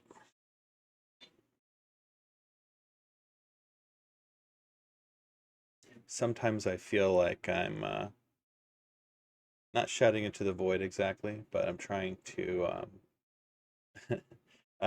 There's a story about a sort of astronomer slash computer hacker called Clifford Stoll. I read his book a long time ago, Cuckoo's Egg. I probably read it in middle school. Yeah, so a long time ago, 30 years ago now, just about. 30, maybe more. And he talks about how he went into his PhD oral examinations, and they asked Clifford Stoll, Cliff, why is the sky blue? And he starts to explain it at a kind of like high level, like for the 8 year old, the interested 8 year old, as one does. And then the people on his panel ask, Cliff, could you be more specific? And they keep asking him over and over again, could you be more specific? And by the end of the oral exam, he's essentially uh, to answer why is the sky blue, he has put basically all of his physics knowledge onto several blackboards. I may be like embellishing the story slightly, but that's kind of how I remember it. And when I think about how I'm talking to these agents and trying to emulate the software company or give it patterns that I've learned from the industry, I sort of feel like this is a PhD examination of that kind. I don't even know what this word means. Stigmergic. I'm gonna have to look it up.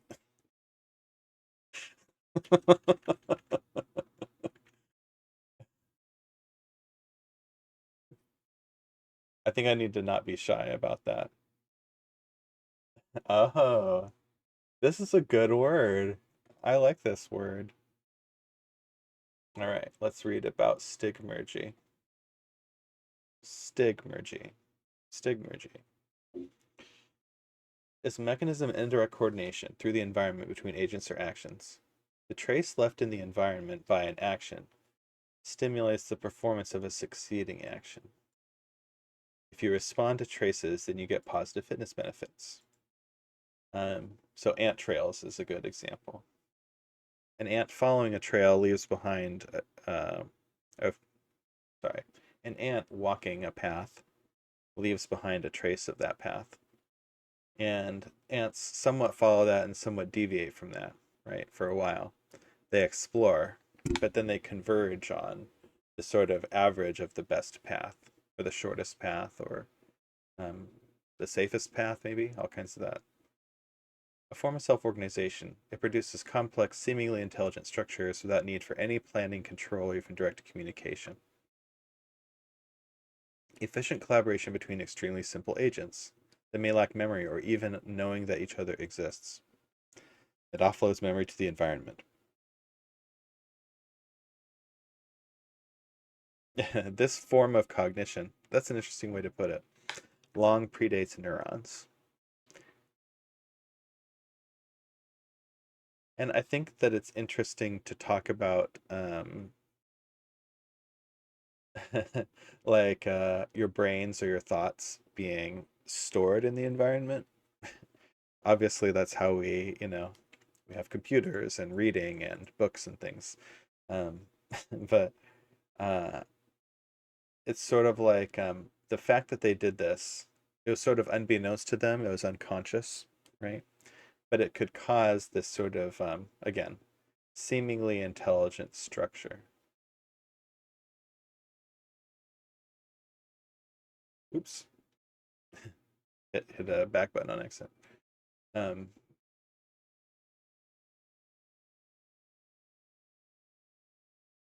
Specific to the guidance of additional work, and the more general non-work incitation. Sematectonic from the sign and token, and craftsman and builder. There's a need for a more general, less clumsy expression. The evocation of any form of behavior by the evidences of action, work performed by other animals. One of the key concepts in swarm intelligence. Social insects, bacteria, even people, the internet, this thing that we're reading right now, human social movements. Um, yeah, a collaborative society. Interesting, super cool. Um, what an interesting area too, by the way, to be working on. This is an interesting way to put it, I would say. Um, the idea that part of my thoughts and memories and self even is like stimulated by the objects around me or the things in my environment. Okay. And it didn't wait for us to read what this is about. Okay. Work trees and departments are orthogonal primitives that happen to compose well, not a stack where one needs the other. Worktree reservation is a resource arbitration primitive. Departments are an organization contract primitive. The lease answers, can I safely touch this workspace, and arbitrates a resource, and it is completely blind to roles. Um, talking about recapitulating everything I've learned in the software industry. Um, there are systems that do this directly, that solve this problem directly, called role-based access control systems, or RBAC, RBAC. And the idea of it, roughly, is that we have permissions lists, and they say things like, Dan can open this directory on this disk, or Dan can read it but not write it. And you could imagine that if we made a list of that for every directory on the disk, that's a lot to handle. And that is how Linux works, right? Like we do have like that level of permission structure at user group and everyone, basically. And every single inode, every single directory and file is labeled with the permissions. But say that you don't want to write millions of permissions, or that you want to actually manage them in a principled way. You might start saying things like, so group is a good way to put it, but everyone in this role gets this set of permissions. And so we have sets of permissions, maybe access controls if you want, and then we have roles, and we define mappings between them so that like, oh, well, this role can now access all of these resources over here. And then the people in that role might change from time to time, and that will gain or lose them permissions on the back end. But we don't have to change the relationship between the role and the resources. If you get this role, then you should have these resources. And so this is such an interesting way to put it because it's sort of implying that relationship, and you can decouple this relationship, right? A city of plain agents could use it. Two generic agents would benefit from it. The one member case is the existing model. An agent per work tree is an n equals 1 reservation.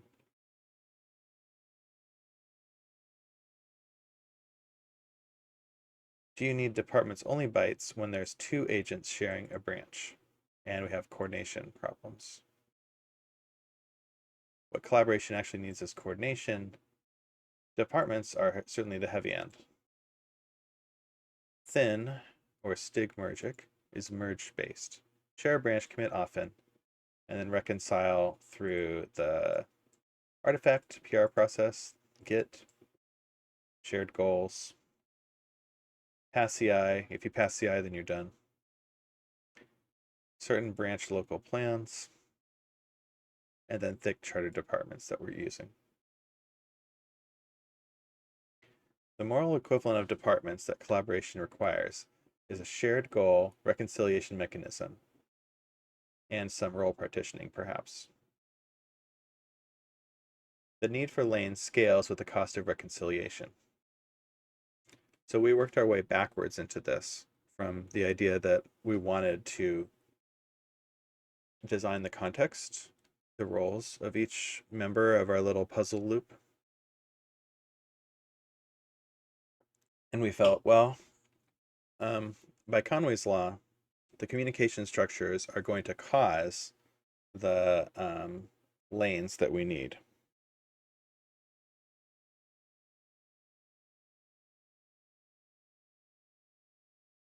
If there's semantic coupling, if there's a large surface, then the cost will explode. All right.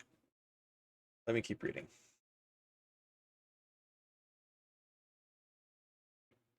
What departments buy is amortization, right? You don't start over from scratch. You don't have to understand, hey, this is my lane, your lane. This failure mode we just watched of who owns this file was a missing durable contract at a boundary. That's an interesting one. I don't think I even saw that happening. I think the mayor saw that. I'm not sure exactly which one it's referring to. Departments pay that cost once and reuse it. It makes repeated teamwork cheap and reliable. Yes. And that's sort of like the concierge, right? It's like we didn't want to write a directory once. We wanted to repeatedly use it.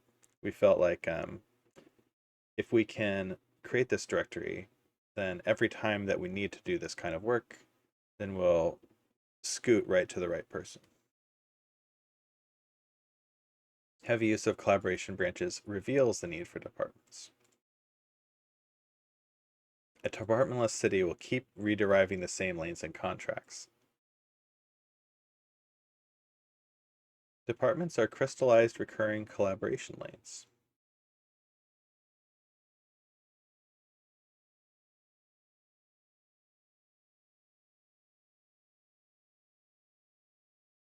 So, keep least primitives role agnostic. It doesn't know about charters. Coordination is a pluggable layer above it. That makes sense too.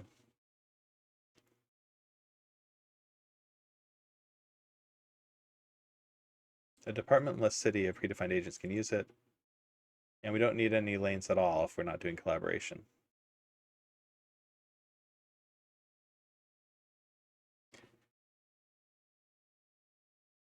Yes.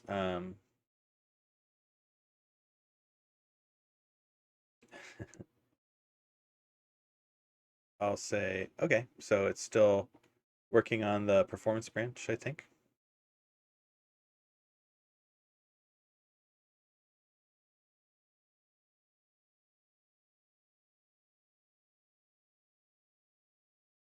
Nice. We went from non-turning 10 by 10s to 2.75 seconds. That's worthwhile. That's good.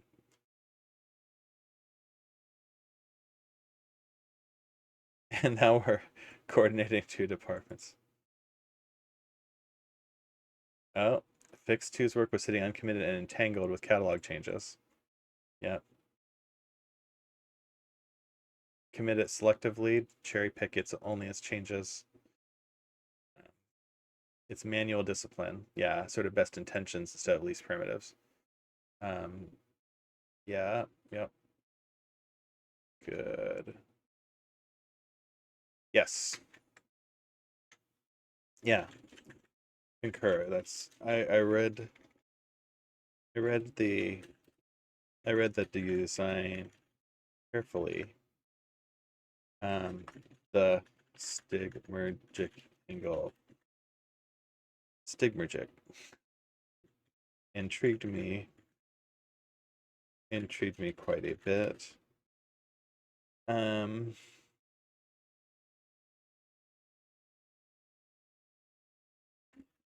to use it to cause a department to form, it seems like we would need to leave collaboration traces in the environment for other future collaborators to pick up to notice. And then a mechanism to turn those desire paths into structured, amortized lanes.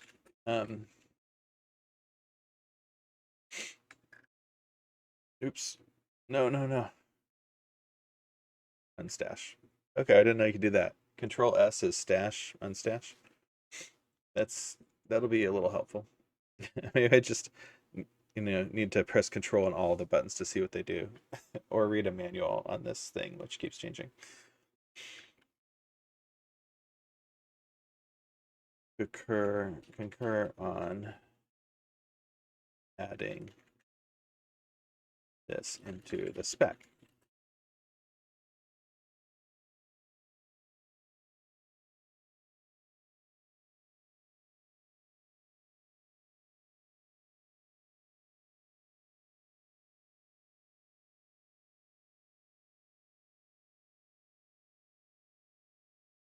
Traces into structured amortized lanes. Yeah.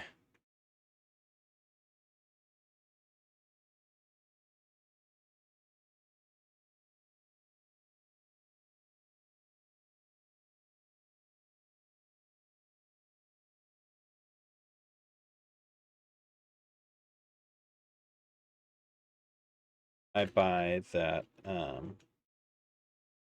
other cities, that department, less cities, could probably use the worktree reservation system. I can't resist talking about this role-based access resource thing.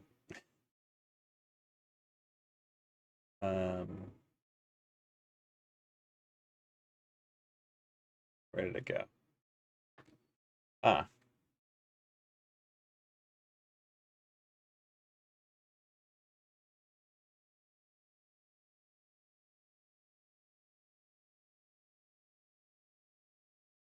say this comment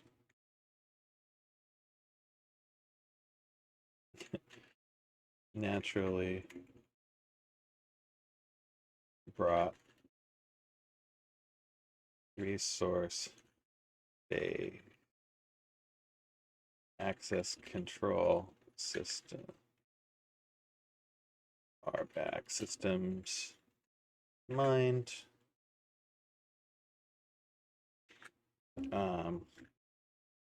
It's true that we don't have a need to guard our leases, our worktree leases.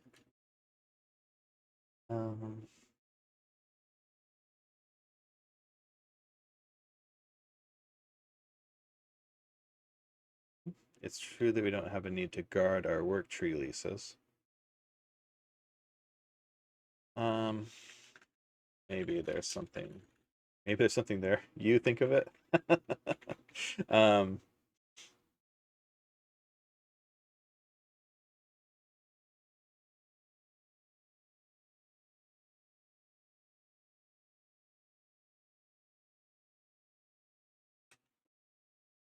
that roles departments might be,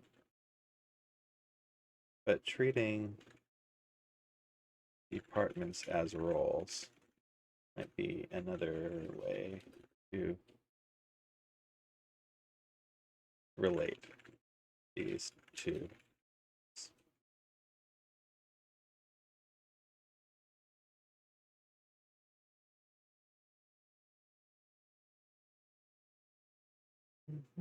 Perhaps a future feature. Perhaps a future feature.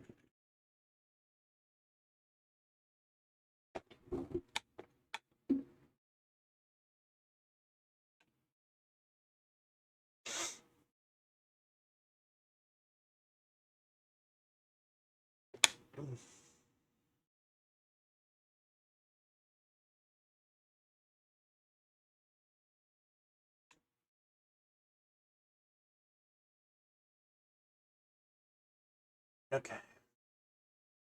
What was it talking about what we were typing? The performance chain might be done. If only I'd asked it to do this like weeks ago.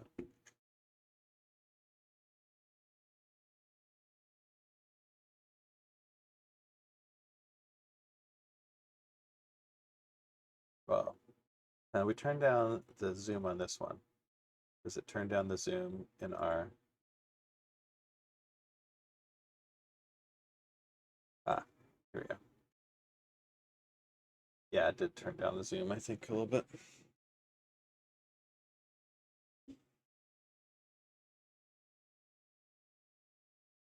I thought I saw one. It was like a little loop. Ah, here it is. Right here, we can't take this branch because it would create a little loop.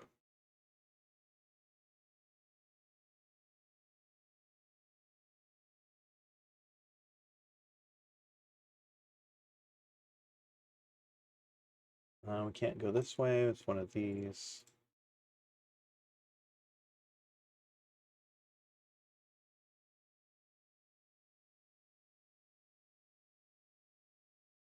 One of these, so we exit this way.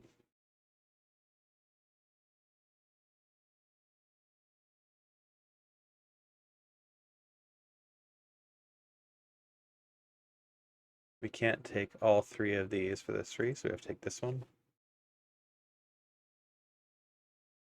One of these, so this one.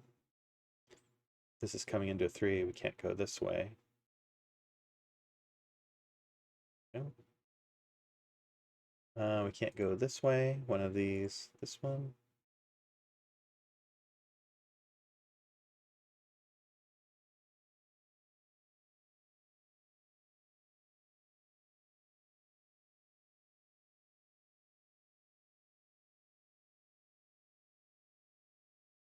This looks like a sort of interesting closed part of the puzzle. It's starting to form, right? A little sub-problem that's connected to other sub-problems.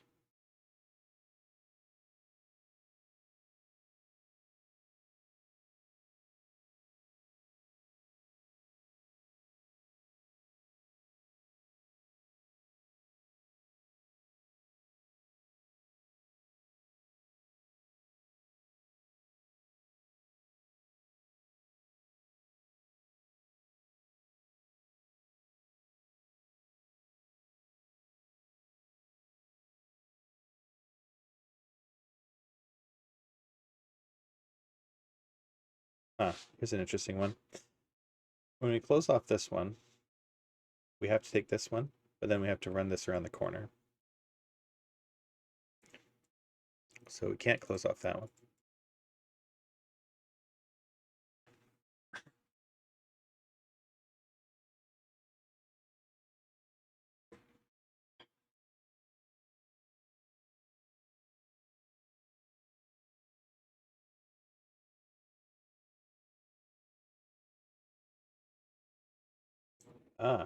And look at this. We made it. We made it from one problem to another.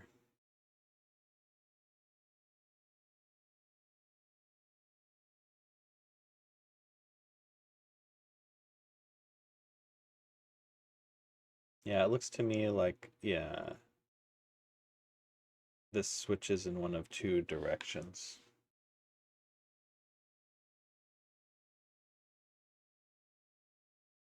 Or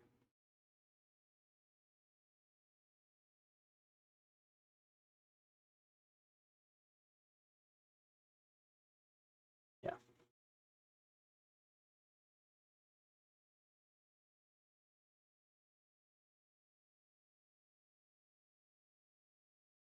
Yeah. So we still don't know which way to run either of these, whether to connect them across or down, whether to connect this one or this one. And it's all going to be, that's not going to be determined by anything in here. It's all going to be determined by external factors, which ends of the loops go together.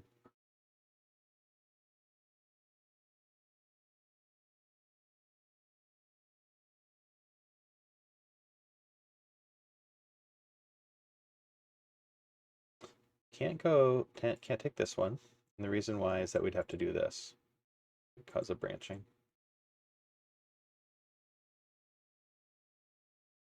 One of these, one of these, one of these, this one.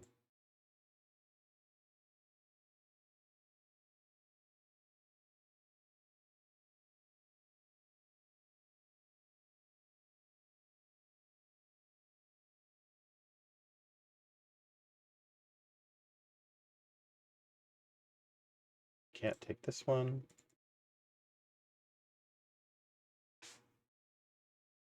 Can't do this one. And the reason why is that we have to finish off this 3 and it'll make a loop.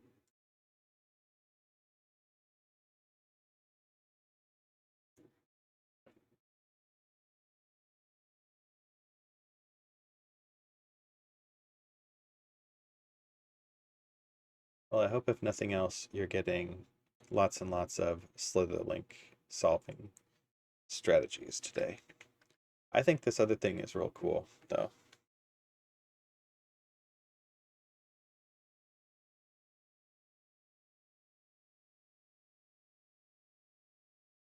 We're building the trace medium.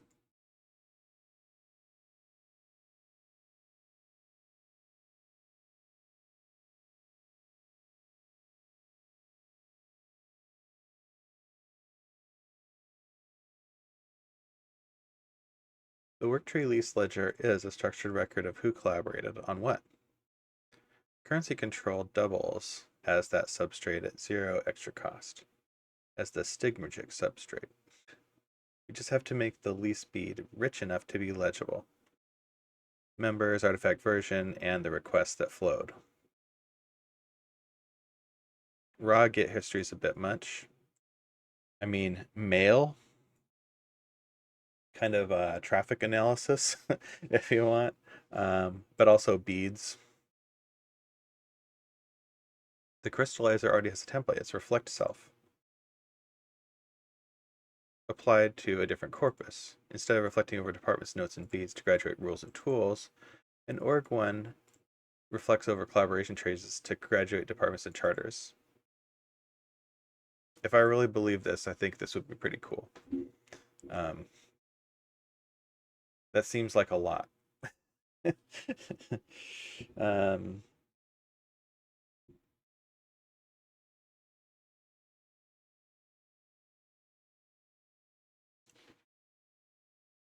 but I think there's an attraction to believe this in kind of the recursive nature of this thing that we're doing.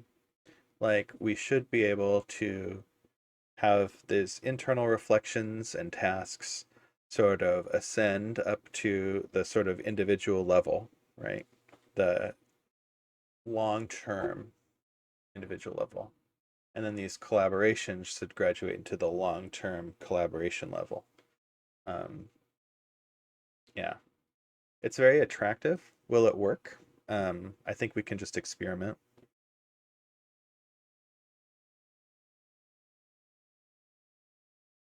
Your two extensions are the two ends of one loop. The resources and traces goes to RBAC governing resources.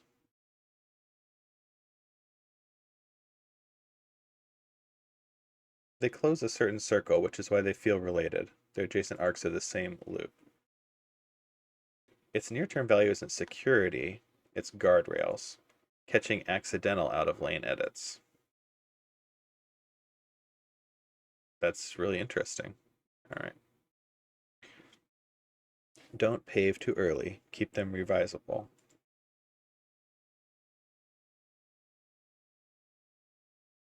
Hard RBAC denies the boundary crossing that reveals new desire paths.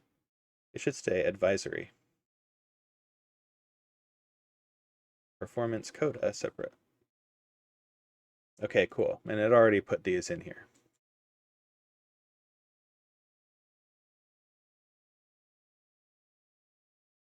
See, when I read a discussion like this, all that went into it, and I go, you know, is this a stochastic parrot? Is this just telling me things that I already know, or things that humanity already knew? I mean, I think this is probably true in a sense, right? Like, uh, I still find really appealing that episode of the Chris Hayes podcast about how the reason that these are able to fool us so well or are able to sound coherent is because they're standing on the shoulders of giants, right? They took all of our human internet and then they, you know, go a step beyond that. But yeah, you can't, you couldn't say like if they were starting from scratch, it's not like they could do that, you know. And but I think this is all new to me, right? If you want to say that instead of the robot teaching me, that it's the human knowledge teaching me, that's fine, you know, that's okay. Um, this is the medium through which I'm learning all of this stuff for the first time, or through which I'm having this complicated colloquy with a thing holding up the mirror to myself. But um, yeah, certainly I'd never read this word before, or I have no memory of reading it before. It feels new to me. It's not just like there's some Socratic dialogues, right, where Socrates makes an argument of some kind, but he tells his interlocutor, "You're doing this. You're making all of this up. You're the one who's reasoning through it. So look, I make an argument, and then I say, hey, does that make sense to you? Or like I ask the questions, and then you deliver the sort of easy answers, right? Like you're the one who's saying everything. You're responsible for all of this discussion, right? And it's not really true, right? Like Socrates' questions are kind of leading questions, or you're like, oh, I see how if you look at it in this way, if you point the lens that way, then what you see is very clear. But who's pointing the lens, right? And I'm sort of pointing the lens, but this thing is also kind of pointing the lens. And I think that we're getting to something that is obviously not being achieved either one of us on its own.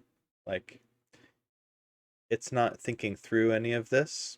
It's not relating this or finding patterns or crystallizing this language that we're starting to use, right? Uh, Without my sort of input or my direction. And this is why I said sort of from the start that and I was telling this to my colleagues as well, working on engineering companies, that like I think it's just a faster mental shortcut to pretend that it's a collaborator, pretend that it's like a person that you're emailing with. And that's a better approximation to it than pretending that it's just a dumb machine.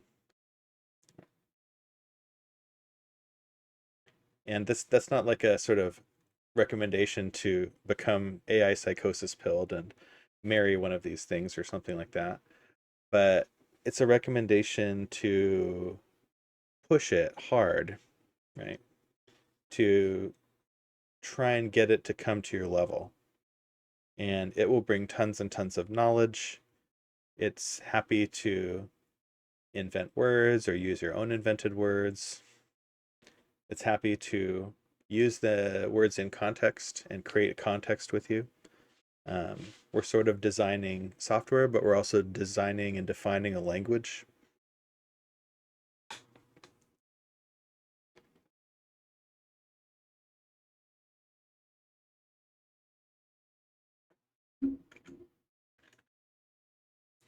All right, the performance coda. That's good. I mean,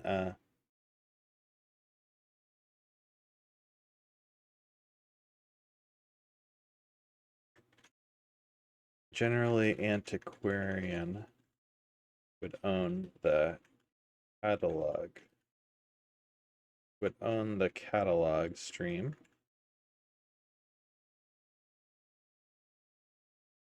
Um, if I'm not mistaken, there were um, there was a question we made on puzzle variants that might have implicated those games, those puzzle types.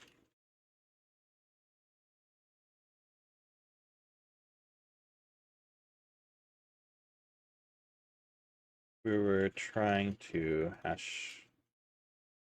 exercise the CM memory system with such questions, and it might have started editing the catalog to add related variants.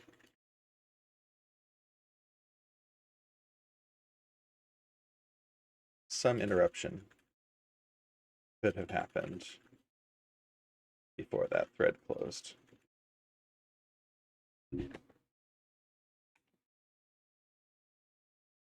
Mm-hmm. Oh.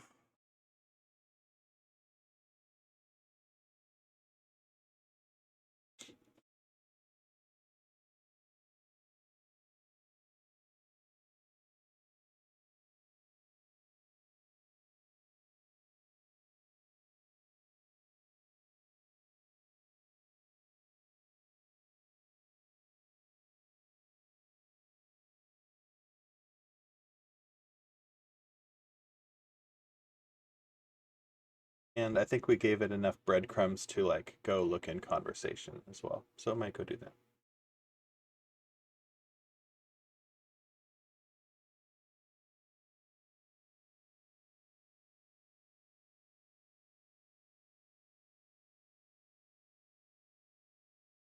I think the cast memory system, um, it seems like the cast part, the conversation search, has almost been more helpful than memories at the moment. It's like giving it back context from historical conversations and on a sort of as needed, on demand basis, right? It doesn't have to remember everything I've ever said all the time, but it can go and look up older stuff. So yeah, I've definitely found that helpful. Interesting thing happened here. Um, let's take a look at this guy.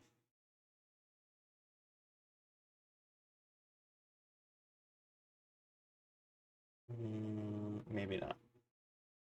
Maybe it's not that interesting. I was trying to think about whether we're always taking this one. I don't think that's true. Are we always taking this one?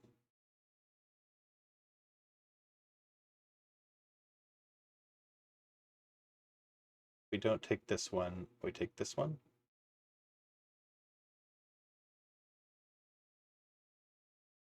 Ah, if we took this one, look what happens.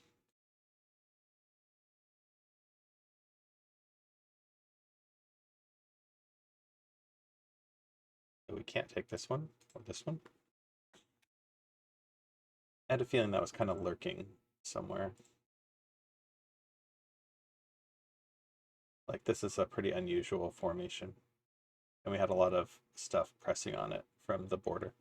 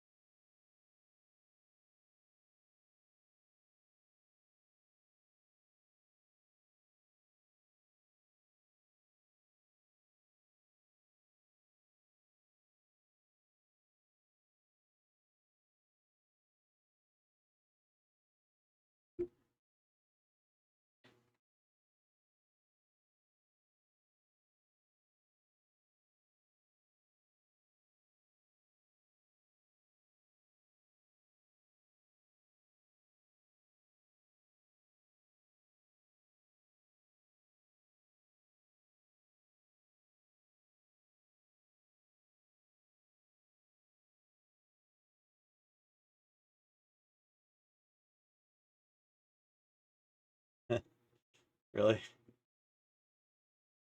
Thousands of uncommitted changes?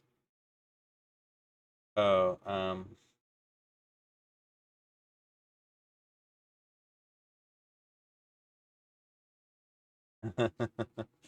we had potentially like a lot of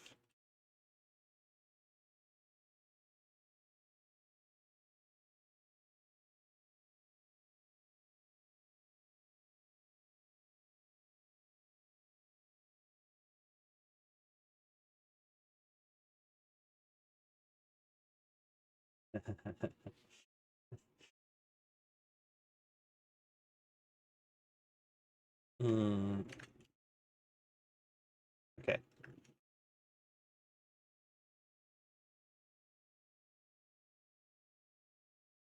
Okay. We had the catalog stuff. Okay, what's actually uncommitted? Catalog stuff. Department notes. Ah, they accumulated notes, but they didn't commit them.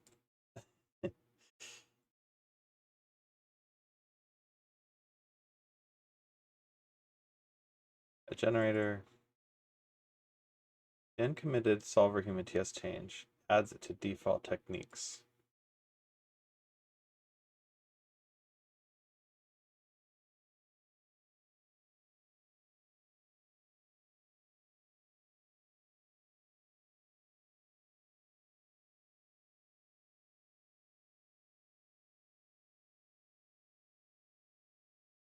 Decouple the merge from the cleanup. Uh, let's see here.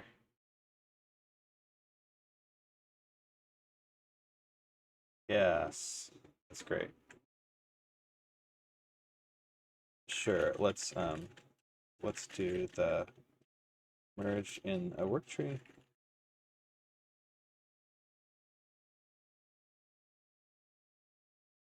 And clean up the and clean up the and clean up the main. I think it's worth root causing how we got so many edits without commitment. I think it's probably what's the word I want? Something we can fix in prompting in their prompts.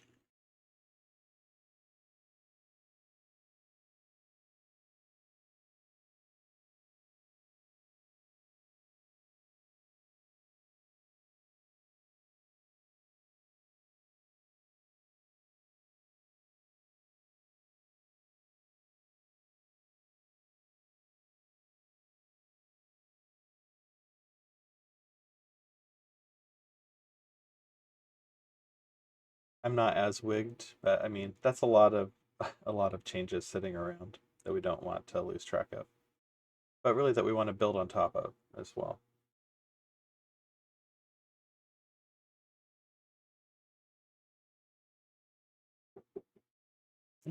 Just a second.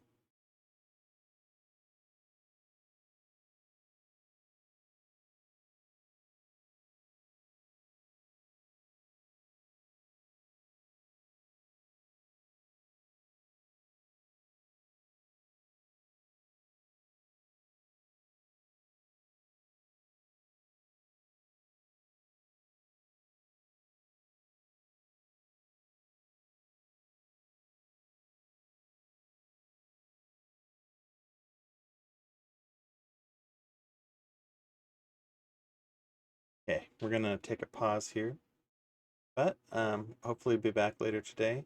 We'll get to see what our mayor is getting up to, and yeah, it looks like it's going to keep cleaning up our code base. On the right side, it does look like we're actually making puzzles.